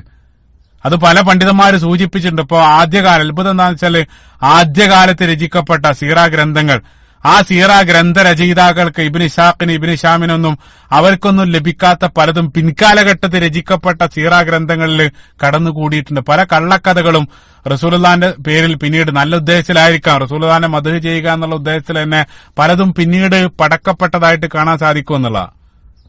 അപ്പൊ അവരുടെ ഉദ്ദേശം നല്ലതായിരിക്കും, റസൂലുള്ളാഹിനെ വാഴ്ത്തലാണ്. പക്ഷെ നമ്മൾ മനസ്സിലാക്കേണ്ടത് റസൂലുള്ളാഹി സ്വല്ലല്ലാഹു അലൈഹി വസല്ലമയെ വാഴ്ത്താനുള്ളത് തന്നെ ധാരാളത്തിലധികമാണ്. അല്ലാഹു സുബ്ഹാനഹു വ തആല പരിശുദ്ധ ഖുർആനിൽ നൽകിയ മദ്ഹ് തന്നെ ധാരാളമാണ്. അതിലപ്പുറം ഇല്ലാത്തത്, ഉറപ്പില്ലാത്തത് പറഞ്ഞ് റസൂലുള്ളാഹിനെ വാഴ്ത്തേണ്ട ആവശ്യം നമുക്കില്ല. അപ്പൊ അതുകൊണ്ട് തന്നെ റസൂലുള്ളാഹി സ്വല്ലല്ലാഹു അലൈഹി വസല്ലം ഉദാഹരണത്തിന് ഏറ്റവും നല്ല ലളിതമായിട്ട് മനസ്സിലാക്കാൻ ഒരു ഉദാഹരണം പിൻകാലത്ത് കടന്നുകൂടിയപ്പോ ഒരു കഥയാണ്. റസൂലുള്ളാഹി സ്വല്ലല്ലാഹു അലൈഹി വസല്ലം ജനിച്ച സന്ദർഭത്തിൽ ഹറമിലുള്ള മിനാരങ്ങൾ സുജൂദിൽ വീടുമെന്നുള്ളതാണ്. ചിന്തിച്ചു നോക്കുക, ഹറമിൽ അക്കാലഘട്ടത്തിൽ മിനാരം പോലും ഉണ്ടായിരുന്നില്ല. അപ്പൊ ഇതേ രൂപത്തിൽ പലതും പിന്നീട് എഴുതി ഉണ്ടാക്കപ്പെട്ടു എന്നുള്ളത്, അതാണ് ഒന്നാമത്തെ കാറ്റഗറി. രണ്ടാമതായിട്ട് ചരിത്ര ഗ്രന്ഥങ്ങളിൽ ഉദ്ധരിക്കപ്പെട്ട ചില കാര്യങ്ങൾ, അത് ആധികാരികമായിട്ട് സ്വീകാര്യമായിട്ടുള്ള ഇസ്നാദ് നിവേദന പരമ്പരകളില്ലാത്ത നിരവധി ഉദ്ധരണികൾ, അത് അള്ളാഹു അല ഒരുപക്ഷെ ശരിയായിരിക്കാം, ഒരുപക്ഷെ തെറ്റായിരിക്കും, അതേ രൂപത്തിലുള്ള ഉദ്ധരണികൾ. ഇപ്പൊ ഉദാഹരണത്തിന് ഇമാം ബൈഹഖി, അതേപോലെ തന്നെ ഇമാം തുബരി എല്ലാം അവരെല്ലാം ഉദ്ധരിക്കപ്പെടുന്ന ചില ഉദ്ധരണികൾ. ഇപ്പൊ പ്രവാചകൻ സല്ലല്ലാഹു അലൈഹി വസല്ലം ജനിച്ചു വീഴുന്ന സന്ദർഭത്തിൽ കിസ്രയുടെ കൊട്ടാരം, ലമ്മാകാനത്തിൽ ലൈലത്തുല്ലത്തി ഉലിദ ഫിഹാ റസൂലുള്ളാഹി സല്ലല്ലാഹു അലൈഹി വസല്ലം ഇർതജസ ഈവാനു കിസ്രയുടെ കൊട്ടാരം തകർന്നു വീണു എന്നുള്ള, കൊട്ടാരത്തിന്റെ 10-14 ബാൽക്കണികൾ തകർന്നു വീണു എന്നുള്ള, അതാണ് ഒരു ഉദ്ധരണി. അതേപോലെ തന്നെ മജൂസികളുടെ തീ, പേർഷ്യക്കാരുടെ ആ തീ, സൽമാൻ ഫാരിസി റളിയല്ലാഹു അൻഹുവിന്റെ ആ ചരിത്രം പറഞ്ഞ സന്ദർഭത്തിൽ നിങ്ങൾ ഓർക്കുന്നുണ്ടാകും. അവരണയാതെ സൂക്ഷിക്കുന്ന ആ തീ റസൂലുള്ളാഹി സ്വല്ലല്ലാഹു അലൈഹി വസല്ലം പിറന്നു വീണ സന്ദർഭത്തിൽ അത് അണഞ്ഞു എന്നുള്ളതാണ്. അപ്പൊ അതേ രൂപത്തിലുള്ള നിരവധി ഉദ്ധരണികൾ, അത് പല പണ്ഡിതന്മാരും അത് സ്വീകരിച്ചിട്ടില്ല. ഒരുപക്ഷെ ശരിയായിരിക്കാം, തെറ്റായിരിക്കാം, അള്ളാഹു അലം. അപ്പൊ സൂക്ഷ്മതക്ക് നല്ലത് 100% ഉറപ്പില്ലാത്ത അത്തരം ഉദ്ധരണികൾ സ്വീകരിക്കാതിരിക്കുന്നതാണ്. അതേപോലെ തന്നെ ഇപ്പൊ മറ്റൊരു ഉദാഹരണമാണ് റസൂലുള്ളാഹി സ്വല്ലല്ലാഹു അലൈഹി വസല്ലം ചേലാകർമ്മം ചെയ്യപ്പെട്ട സുന്നത്ത്, സർക്കംസിഷൻ, അത് ചെയ്യപ്പെട്ട രൂപത്തിലാണ് ജനിച്ചു വീണത്, ഉലിദ മഖ്തൂന. അതേപോലെ തന്നെ കൈവിരലുകൾ ആകാശത്തേക്ക് നോക്കി, അതിനെല്ലാം ചില ഇപ്പൊ ഇബ്നു ഇസ്ഹാഖ് റഹിമഹുല്ലാഹ്, അദ്ദേഹമാണ് സീറയിൽ ആധികാരിക ഗ്രന്ഥമായിട്ട് 90% സീറ രചനകൾക്ക് ആശ്രയിക്കപ്പെടുന്ന ഗ്രന്ഥം. അതിൽ പോലും അത്തരം ഉദ്ധരണികൾ കാണാൻ സാധിക്കും. ഇപ്പൊ 7ാമത്തെ ദിവസം അബ്ദുൽ മുത്തലിബാണ് റസൂലുള്ളാഹി സ്വല്ലല്ലാഹു അലൈഹി വസല്ലമയെ സുന്നത്ത് ചേലാകർമ്മം ചെയ്തതെന്നാണ് ഇബ്നു ഇസ്ഹാഖ് സൂചിപ്പിക്കുന്നത്. അതേപോലെ തന്നെ മഹാനായ പണ്ഡിറ്റ് ഇബ്നു ഖയ്യിം റഹിമഹുല്ലാഹ് അദ്ദേഹത്തിന്റെ സാദുൽ മആദിലെല്ലാം അതിന്റെ ഇസ്നാദിനെ ചോദ്യം ചെയ്തതായത്, അതായത് റസൂലുള്ളാഹി സ്വല്ലല്ലാഹു അലൈഹി വസല്ലം ഈ പ്രവാചകൻ സല്ലല്ലാഹു അലൈഹി വസല്ലം സുന്നത്ത് ചെയ്യപ്പെട്ട നിലയിലാണ് ജനിച്ചു വീണത് എന്നുള്ളതിനെ ചോദ്യം ചെയ്യപ്പെട്ടതായിട്ടെല്ലാം കാണാൻ സാധിക്കും. അപ്പൊ അതേ രൂപത്തിലാണ് പലതും ഉദ്ധരിക്കപ്പെട്ടിട്ടുണ്ട്. അതിന്റെ ആധികാരികത 100% ഉറപ്പില്ല. പക്ഷേ 100% ആധികാരികമായിട്ട് റസൂലുള്ളാഹി സ്വല്ലല്ലാഹു അലൈഹി വസല്ലം തന്റെ ജനനവുമായിട്ട് ബന്ധപ്പെട്ട സൂചിപ്പിക്കപ്പെട്ട ഒരു ഉദ്ധരണി അത് നമുക്ക് കാണാം. അത് അല്ലാഹു സുബ്ഹാനഹു വ തആല വഹീന്റെ അടിസ്ഥാനത്തിൽ പ്രവാചകൻ സല്ലല്ലാഹു അലൈഹി വസല്ലം സംസാരിച്ച മനോഹരമായിട്ടുള്ള ഉദ്ധരണി, സ്വഹീഹായിട്ടുള്ള ഹദീസാണ്. ഇമാം മുസ്നദ് റഹിമഹുല്ലാഹ് അദ്ദേഹത്തിന്റെ ഇമാം അഹമ്മദ് റഹിമഹുല്ലാഹ് അദ്ദേഹത്തിന്റെ മുസ്നദിൽ, അതേപോലെ ഇബ്നു സഅദിന്റെ തബഖാത്തിലെല്ലാം ഉദ്ധരിക്കപ്പെട്ടതായിട്ടുള്ള സ്വഹീഹായിട്ടുള്ള ഹദീസിൽ ഇർബാദ് ബിൻ സാരി റളിയല്ലാഹു അൻഹു നബി സല്ലല്ലാഹു അലൈഹി വസല്ലം പറയാണ്, വറുയ ഉമ്മി അല്ലതി റഅത് ഹീന ഹമലത് ബി, പ്രവാചകൻ സല്ലല്ലാഹു അലൈഹി വസല്ലമയെ വയറ്റിലുണ്ടാകുന്ന സന്ദർഭത്തിൽ മാതാവ് കണ്ട ഒരു സ്വപ്നം, കഅന്നഹു ഖറജ മിൻഹാ നൂറുൻ അളാഅത് ലഹു ഖുസൂറു ഷാം. റസൂലുള്ളാഹി സ്വല്ലല്ലാഹു അലൈഹി വസല്ലം മാതാവിന്റെ ശരീരത്തിൽ നിന്നും ഒരു പ്രകാശം പുറപ്പെട്ടു എന്നുള്ളത്. ആ പ്രകാശം ഖുസൂറു ഷാം, ഷാമിലുണ്ടായിരുന്ന ആ കൊട്ടാരങ്ങളെ മുഴുവൻ പ്രകാശിതമാക്കി എന്നുള്ളതാണ്. അപ്പൊ ഗർഭാവസ്ഥയിൽ ശരീരത്തിൽ നിന്നൊരു പ്രകാശം പുറപ്പെട്ടു. ആ പ്രകാശം സിറിയയിലുണ്ടായിരുന്ന കൊട്ടാരത്തെ മുഴുവൻ കൺമുമ്പിൽ പ്രകാശിതമാക്കി. അത്രയേറെ ശക്തമായിട്ടൊരു പ്രകാശം ശരീരത്തിൽ നിന്നും ഉത്ഭവിച്ചതായിട്ട് ആമിനെ കണ്ടു എന്നുള്ളതാണ് റസൂലുള്ളാഹി സ്വല്ലല്ലാഹു അലൈഹി വസല്ലം പറഞ്ഞ സ്വഹീഹായിട്ടുള്ള ഹദീസാണ്. എന്തുകൊണ്ടാണ് സിറിയ അല്ലെങ്കിൽ ശ്യാം ഹൈലൈറ്റ് ചെയ്യപ്പെടാനുള്ള കാരണം എന്താണ്? നിരവധി പണ്ഡിതന്മാർ പല കാരണങ്ങൾ സൂചിപ്പിച്ചതായിട്ട് കാണാൻ സാധിക്കും. നമുക്കറിയാം, ശ്യാം എന്നുള്ളത് ഇന്നത്തെ സിറിയ അല്ല, മറിച്ച് ഗ്രേറ്റർ സിറിയ, ജെറൂസലേം അടക്കുന്ന, ബൈത്തുൽ മുഖദ്ദസ് അടക്കം അടങ്ങുന്ന ആ ഒരു പ്രവിശ്യയാണ്. അതിന്റെ പ്രാധാന്യം ഞാൻ പറയേണ്ടതില്ല. അല്ലാഹു സുബ്ഹാനഹു വ തആല പരിശുദ്ധ ഖുർആനിൽ ബാറക്നാ ഹൗലഹു, ആ ഒരു പ്രവിശ്യ മുഴുവൻ ബർക്കത്താക്കപ്പെട്ട പ്രദേശമാണ്. അതേപോലെ തന്നെ അത്ഭുതം എന്താ വെച്ചാൽ, ഇസ്ലാം അറേബ്യക്ക് പുറത്ത് ആദ്യമായിട്ട് ഇസ്ലാം കീഴടക്കിയ പ്രദേശം കൂടെയാണ് ശ്യാം. നമുക്കറിയാം, അബൂബക്കർ സിദ്ദീഖ് റളിയല്ലാഹു അൻഹു കാലഘട്ടത്തിൽ തന്നെ അതിലേക്കുള്ള ശ്രമങ്ങൾ, യർമൂക്ക് യുദ്ധം, പിന്നീട് ഖാദിസിയ, അതേപോലെ തന്നെ യുദ്ധത്തിലൂടെയെല്ലാം ആ ഒരു പ്രദേശം ഉടനെ തന്നെ നമ്മൾ കീഴടക്കുകയും ചെയ്തു എന്നുള്ള. അതേപോലെ തന്നെ ഈസാ നബി അലൈഹി സ്വലാത്തു വസ്സലാമയുമായിട്ട് ബന്ധപ്പെട്ടും ഈസാ നബി അലൈഹി സ്വലാത്തു വസ്സലാം രണ്ടാമത് റസൂലുള്ളാഹി സ്വല്ലല്ലാഹു അലൈഹി വസല്ലമയെ സത്യപ്പെടുത്തിക്കൊണ്ട് കടന്നു വരുന്നതെല്ലാം ആ ശ്യാമിലാണ്. ഡമസ്കസ് ശ്യാമിലാണ് ഇരിക്കുന്നത്, ആ ഒരു പ്രവിശ്യയിൽ. അപ്പൊ അതേ രൂപത്തിൽ നിരവധി സവിശേഷതകൾ ശ്യാമിനുണ്ട്. ശ്യാമിന്റെ സവിശേഷതകൾ വിശദീകരിക്കുന്ന നിരവധി ഹദീസുകളുണ്ട്. ശ്യാമിന് മുകളിൽ മാലാകമാർ ചിറക്, സമാധാനത്തിന്റെ, ശാന്തിയുടെ മാലാകമാർ ചിറക് വിടർത്തി നിൽക്കുന്നതെല്ലാം സൂചിപ്പിക്കുന്ന നിരവധി ഹദീസുകൾ അവിടെ ഉണ്ട് എന്നുള്ള. അപ്പൊ ആ ഒരു പ്രവിശ്യ മുഴുവൻ അത് പ്രകാശിതമായിട്ട് മാതാവ് കാണപ്പെട്ടു എന്നുള്ള, അതാണ് സ്വഹീഹായിട്ടുള്ള ഒരു ഉദ്ധരണി. അതേപോലെ തന്നെ ആധികാരികമായിട്ടുള്ള ചില ഉദ്ധരണികളിൽ റസൂലുള്ളാഹി സ്വല്ലല്ലാഹു അലൈഹി വസല്ലമയുടെ ജനനത്തോടുകൂടെ ഉപരിലോകത്ത് ജിന്നുകൾക്ക് നൽകപ്പെട്ട ചില പ്രത്യേക കഴിവുകൾ, അതായത് അക്കാലഘട്ടത്തിൽ ആദ്യകാലത്ത് ജിന്നുകൾക്ക് ഉപരിലോകത്തേക്ക് കടക്കാനും അവിടെയുള്ള മാലാകമാരുടെ സംസാരങ്ങൾ കേൾക്കാനെല്ലാം അവർക്ക് സാധിച്ചിരുന്നു. മറ്റൊരു പ്രത്യേക സന്ദർഭത്തിൽ അവർ കനത്ത സംവിധാനത്തോടുകൂടെ അത് അടക്കപ്പെട്ടു എന്നുള്ള, അതായത് ഒരു പ്രത്യേക ബൗണ്ടറി അവർക്ക് നിശ്ചയിക്കപ്പെട്ടു, പ്രവേശന അനുമതി അവിടെ നിഷേധിക്കപ്പെട്ടു. ആ ബൗണ്ടറി എങ്ങാനും അതിനെ ലംഘിച്ച് ജിന്നുകൾ കേൾക്കാൻ ശ്രമിച്ചു കഴിഞ്ഞാൽ അവർക്കെതിരെ ശക്തമായിട്ട് തീജ്വാലകൾ അയക്കപ്പെട്ടു എന്നുള്ള. പരിശുദ്ധ ഖുർആൻ സൂറത്ത് ജിന്നിന്റെ 9-ാമത്തെ ആയത്തിൽ അല്ലാഹു സുബ്ഹാനഹു വ തആല വഅന്നാ കുന്നാ നഖഉദു മിൻഹാ മഖാഇദ ലിസ്സംഇ ഫമൻ യസ്തമിൽ ആന യജിദ് ലഹു ശിഹാബൻ റസദ. അല്ലാഹു സുബ്ഹാനഹു വ തആല പറയുന്നുണ്ട്, അതായത് അവര് വാനലോകം പിന്നീട് പരതിയ സന്ദർഭത്തിൽ ബലിഷ്ഠരായിട്ടുള്ള ചില കാവൽക്കാർ, അതേപോലെ തന്നെ മുമ്പ് അവർ കേട്ടതുപോലെ കേൾക്കാൻ സാധിക്കാത്ത രൂപത്തിൽ ശക്തമായിട്ടുള്ള മിസൈലുകൾ അല്ലെങ്കിൽ തീജ്വാലകൾ അവർക്ക് നേരെ അയക്കപ്പെട്ടതായിട്ടെല്ലാം പരിശുദ്ധ ഖുർആൻ പറയുന്നുണ്ട്. അപ്പൊ ഈ രൂപത്തിൽ അവർക്കൊരു ബൗണ്ടറി വെച്ച് അത് സംരക്ഷിക്കപ്പെട്ടത് പ്രവാചകൻ സല്ലല്ലാഹു അലൈഹി വസല്ലമയുടെ ജനന അല്ലെങ്കിൽ പ്രവാചകൻ ജനിച്ചു വീണ സന്ദർഭത്തിലാണെന്നാണ് ഒരുപക്ഷം പണ്ഡിതന്മാർ അഭിപ്രായപ്പെടുന്നത്. മറ്റൊരു ചില പണ്ഡിതന്മാര് അത് പരിശുദ്ധ ഖുർആൻ അവതരിക്കാൻ ആരംഭിച്ചത് മുതൽ നുബുവത്തിന് ശേഷമാണ് അത് സംഭവിച്ചതെന്നും രണ്ട് രൂപത്തിലുള്ള അഭിപ്രായങ്ങൾ കാണാൻ സാധിക്കുമെന്നുള്ള. അതേപോലെ തന്നെ റസൂലുള്ളാഹി സ്വല്ലല്ലാഹു അലൈഹി വസല്ലമയുടെ ജനനവുമായിട്ട് ബന്ധപ്പെട്ട് കാണപ്പെടുന്ന മറ്റൊരു ആസർ, ഹദീസല്ല, പ്രത്യേകം മനസ്സിലാക്കുക, ഹദീസല്ല, ഒരു പ്രസ്താവന. ഇബ്നു കസീർ റഹിമഹുല്ലാഹ് അദ്ദേഹത്തിന്റെ ബിദായ വൻ നിഹായയിൽ മുജാഹിദ് റഹിമഹുല്ലാഹ് താബികളിൽപ്പെട്ട പ്രസിദ്ധനായിട്ടുള്ള പണ്ഡിതനാണ്, മുജാഹിദ് റഹിമഹുല്ലാഹിൽ നിന്ന് ഉദ്ധരിക്കപ്പെട്ട മനോഹരമായിട്ടുള്ള പ്രസ്താവന. അദ്ദേഹം പറയുന്നുണ്ട്, 4 സന്ദർഭങ്ങളിൽ, അതായത് 4 സന്ദർഭങ്ങളിൽ പിശാജ് അത്യധികം അട്ടഹസിച്ചുകൊണ്ട് കരഞ്ഞു എന്നുള്ള. പിശാജ് അട്ടഹസിച്ചുകൊണ്ട് 4 സന്ദർഭത്തിൽ കരഞ്ഞു. ഒന്നാമതായിട്ട് റന്ന ഇബ്ലീസ് അർബഅ റനാനിൻ, ഒന്നാമതായിട്ട് അവ്വലുഹുന്ന യൗമ ലുഇന, അല്ലാഹു സുബ്ഹാനഹു വ തആല ഇബ്ലീസ് ലഅനഹുല്ലാഹ് ശപിക്കപ്പെട്ട ആ ദിവസം, ആ സന്ദർഭത്തിൽ ഇബ്ലീസ് കരഞ്ഞു. രണ്ടാമതായിട്ട് വഹീന അഹ്ബിതു ഇലൽ അർള്, അല്ലാഹു സുബ്ഹാനഹു വ തആല ഭൂമിയിലേക്ക് പിശാചിനെ ഇറക്കപ്പെട്ട സന്ദർഭത്തിലും പിശാച് ലഅനഹുല്ലാഹ് കരഞ്ഞു. മൂന്നാമതായിട്ട് ഹീന ബുഇസ മുഹമ്മദ് സല്ലല്ലാഹു അലൈഹി വസല്ലം, റസൂലുള്ളാഹി സ്വല്ലല്ലാഹു അലൈഹി വസല്ലം ജനിച്ചു വീണ സന്ദർഭത്തിലും പിശാച് അട്ടഹസിച്ചു കരഞ്ഞു എന്നുള്ള. 4-ാമത്തെ സന്ദർഭം അദ്ദേഹം പറയുന്നത് സൂറത്ത് ഫാത്തിഹ അവതരിപ്പിക്കപ്പെട്ട സന്ദർഭത്തിലും പിശാച് കരഞ്ഞു. ഇതൊരു പ്രസ്താവനയാണ്, മുജാഹിദ് റഹിമഹുല്ലാഹിൽ നിന്നുള്ള പ്രസ്താവന, ഇബ്നു കസീർ റഹിമഹുല്ലാഹ് സൂചിപ്പിക്കുന്നതായിട്ടുള്ള ഒരു ഉദ്ധരണി. ഇതേ രൂപത്തിലുള്ള നിരവധി സംഭവങ്ങൾ കാണാൻ സാധിക്കുന്നതാണ്. ഇനി അടുത്തായിട്ട് നമ്മൾ നോക്കുന്നത് റസൂലുള്ളാഹി സ്വല്ലല്ലാഹു അലൈഹി വസല്ലം എന്നാണ് ജനിച്ചത്. ജനിച്ച വർഷത്തിന്റെ കാര്യത്തിൽ യാതൊരു അഭിപ്രായ വ്യത്യാസമില്ല, യാതൊരു സംശയവുമില്ല.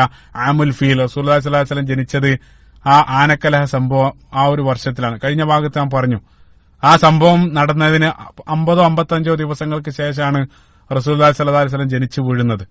ഇമാം തുർമുദി റഹിമഹുല്ലാഹ് അദ്ദേഹം ഉദ്ധരിക്കുന്ന ഒരു ഹദീസ്, കഴിഞ്ഞ ഭാഗത്ത് ഉദ്ധരിച്ച ഹദീസ് തന്നെയാണ്. ഖൈസ് ഇബ്നു മഖ്റമ റളിയല്ലാഹു അൻഹുവിൽ നിന്നുള്ള ഹദീസിൽ അദ്ദേഹം പറയുന്നുണ്ട്, വുലിദ റസൂലുള്ളാഹി സ്വല്ലല്ലാഹു അലൈഹി വസല്ലം ആമുൽ ഫീൽ. ആമുൽ ഫീൽ അതായത് ആനക്കലഹ വർഷമാണ് റസൂലുള്ളാഹി സ്വല്ലല്ലാഹു അലൈഹി വസല്ലം ജനിച്ചത്.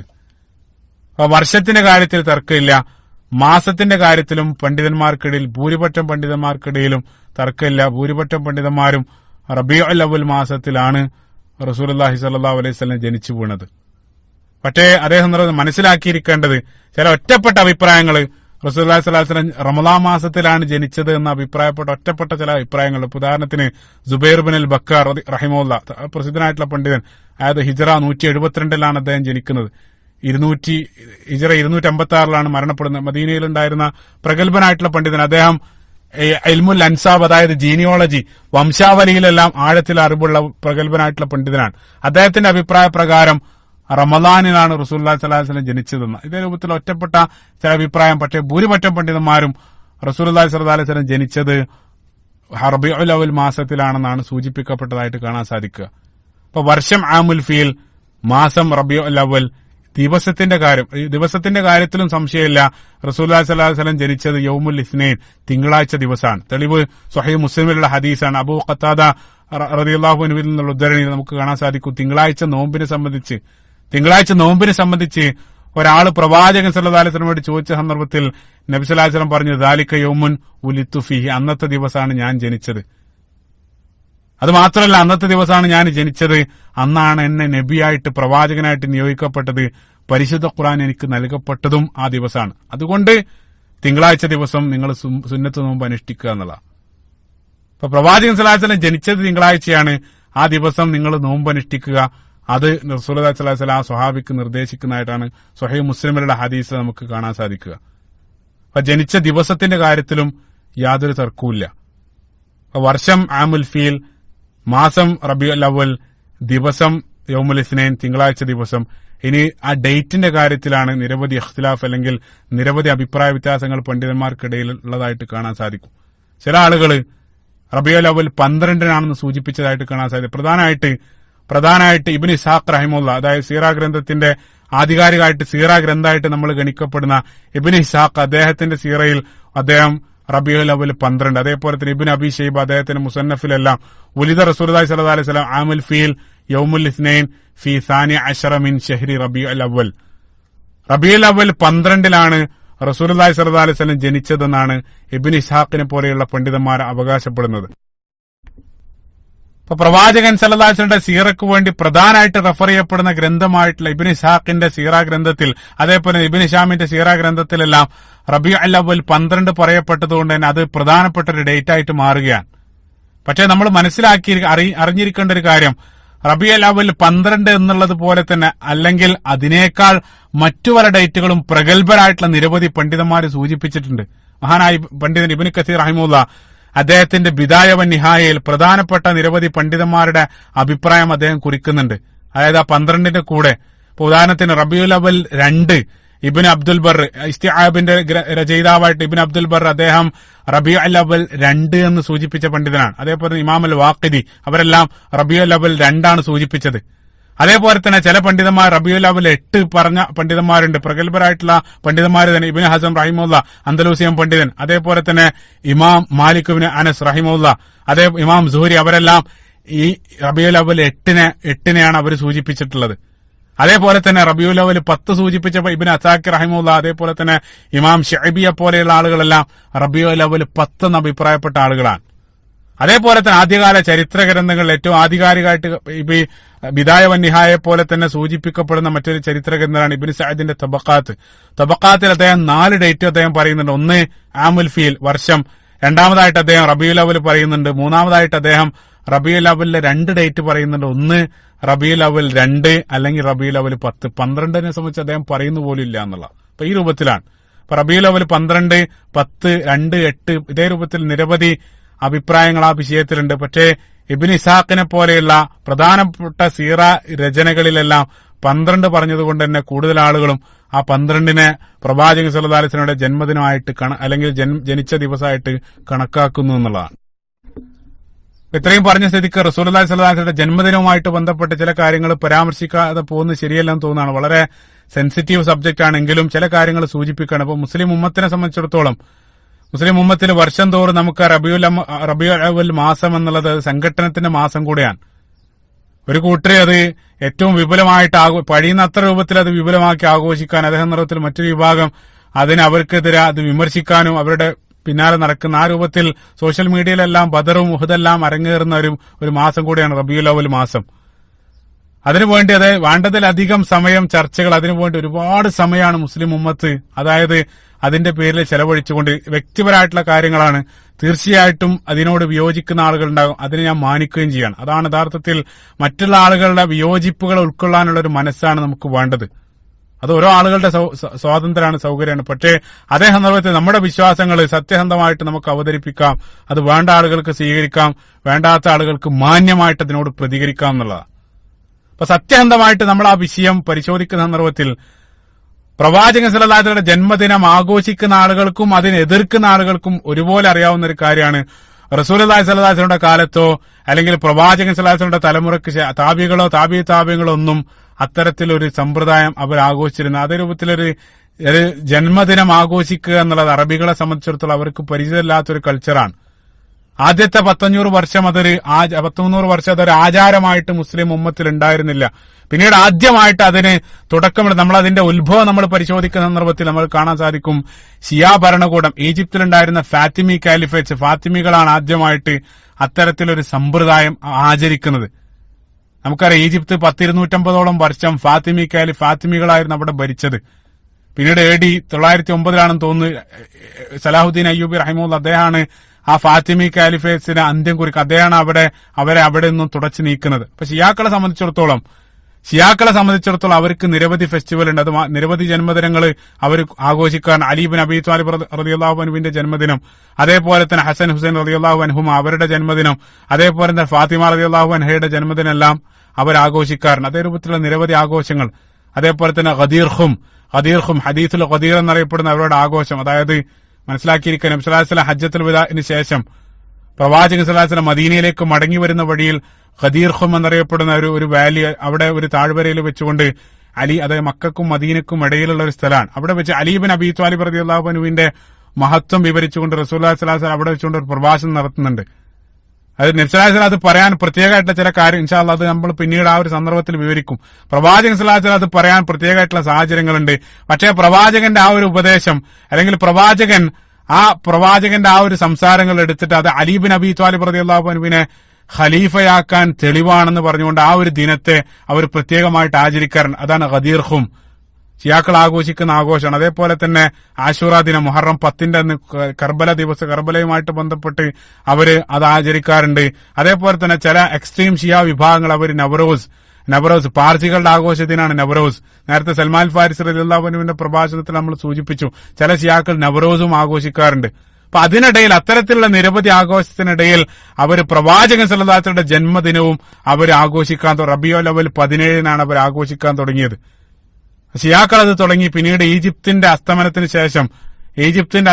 ശേഷം സുന്നി വിശ്വാസങ്ങളിലേക്ക് അല്ലെങ്കിൽ സുന്നി ഭരണ പ്രവിശ്യകളിലേക്കും അത് എത്താൻ തുടങ്ങിയെന്നുള്ള ചെറിയ രൂപത്തിൽ അത് ആഘോഷിക്കപ്പെട്ടു. പക്ഷേ ഗവൺമെന്റ് തലത്തിൽ ആദ്യമായിട്ട് വിപുലമായിട്ട് മൗലൂദ് ആഘോഷിക്കപ്പെട്ടത് 12ാം നൂറ്റാണ്ടിൽ ഇറാഖിലുള്ള ഇർബിൽ ഭരിച്ച ഗവർണറായിരുന്ന മുളഫറുദ്ദീൻ കുക്ബൂരി എന്നറിയപ്പെടുന്ന ഭരണാധികാരിയുടെ കാലത്താണ്. അദ്ദേഹം അയ്യൂബികൾ അല്ലെങ്കിൽ സിംഗി ഡൈനാസ്റ്റിയിൽ കടന്നുവരുന്ന പ്രഗത്ഭനായിട്ടുള്ള ഒരു ഭരണാധികാരിയായിരുന്നു ഈ മുളഫറുദ്ദീൻ. അദ്ദേഹത്തിന്റെ കാലഘട്ടത്താണ് ഗവൺമെന്റ് തോതിൽ വിപുലമായിട്ട് മൗലൂദ് ആഘോഷിക്കാൻ തുടങ്ങിയത്. അത് ഇന്നത്തെ പോലെ ഒരു ദിവസമല്ല, മറിച്ച് മാസങ്ങളോളം നീണ്ടു നിൽക്കുന്ന വിപുലമായിട്ടുള്ള ആഘോഷങ്ങളായിരുന്നു അദ്ദേഹത്തിന്റെ കാലത്ത് നടന്നത്. അത് പ്രത്യേകമായിട്ട് നമ്മൾ മനസ്സിലാക്കണം. ആഘോഷങ്ങൾ ഇതേ രൂപത്തിൽ ഭരണാധികാരികൾ അത് വിപുലമായിട്ട് ആഘോഷിക്കുന്നതിന്റെ പിന്നിലുള്ള ഒരു മനഃശാസ്ത്രം അത് നമുക്കറിയാം. മറ്റൊരു കാര്യം എന്താണെന്ന് വെച്ചാൽ ഇതേ രൂപത്തിൽ ഒരു പ്രത്യേക നാട്ടിൽ ഇതേ രൂപത്തിൽ ആചരിക്കപ്പെടുന്ന സന്ദർഭത്തിൽ ഏതൊരു ഫെസ്റ്റിവലും ആ നാടിന് പ്രത്യേകമായിട്ട് നിരവധി നേട്ടങ്ങൾ ഉണ്ടാക്കുന്നുണ്ട്. ആളുകൾ അങ്ങോട്ട് അങ്ങോട്ട് വരും. അതല്ലെങ്കിൽ അവിടെ ഒരു ആഘോഷമാകുന്ന സന്ദർഭത്തിൽ കച്ചവടം, അതേ രൂപത്തിലുള്ള വലിയ നേട്ടങ്ങൾ ആ ഭാഗത്തിൽ അല്ലെങ്കിൽ ആ നാടിനുണ്ടാക്കും എന്നുള്ളതാണ്. അത് ഇന്നിപ്പോ നമുക്ക് ദുബായ് ഫെസ്റ്റിവൽ ആഘോഷിക്കാറുണ്ട്. അതേപോലെ തന്നെ ഇപ്പൊ നമുക്കറിയാം, ചിലപ്പോ ഏറ്റവും ലളിതമായിട്ടുള്ള ഉദാഹരണം world cup, FIFA world cup എല്ലാം ലഭിക്കാൻ വേണ്ടി ഓരോ രാജ്യക്കാർ മത്സരിക്കാൻ. ഇപ്പൊ ഖത്തറിന് ലഭിച്ചു. എന്താണ് അതിന്റെ നേട്ടം? ആ നാട്ടിൽ അത്തരത്തിലൊരു വേൾഡ് കപ്പ് അതല്ലെങ്കിൽ ഒരു ആഘോഷം വരുന്ന സന്ദർഭത്തിൽ നാടിന് സാമ്പത്തികമായിട്ട് നിരവധി നേട്ടങ്ങൾ അതിലൂടെ ഉണ്ട് എന്നുള്ള. അപ്പൊ അതേ രൂപത്തിലുള്ള ഒരു പ്രചോദനം അതിന്റെ പിന്നിലുണ്ടായിരുന്നു. വിപുലമായിട്ട് അദ്ദേഹം ആഘോഷിക്കപ്പെട്ടു. അപ്പൊ ഒരു പ്രവിശ്യയിലുള്ള ഗവർണർ ആഘോഷിച്ച സന്ദർഭത്തിൽ അടുത്ത ഭാഗത്തുള്ള ആളുകളും അതിന് സമാനമായിട്ട് അവരും അവരുടെ നാട്ടിൽ അല്ലെങ്കിൽ അവരുടെ പ്രവിശ്യയിൽ തുടങ്ങി.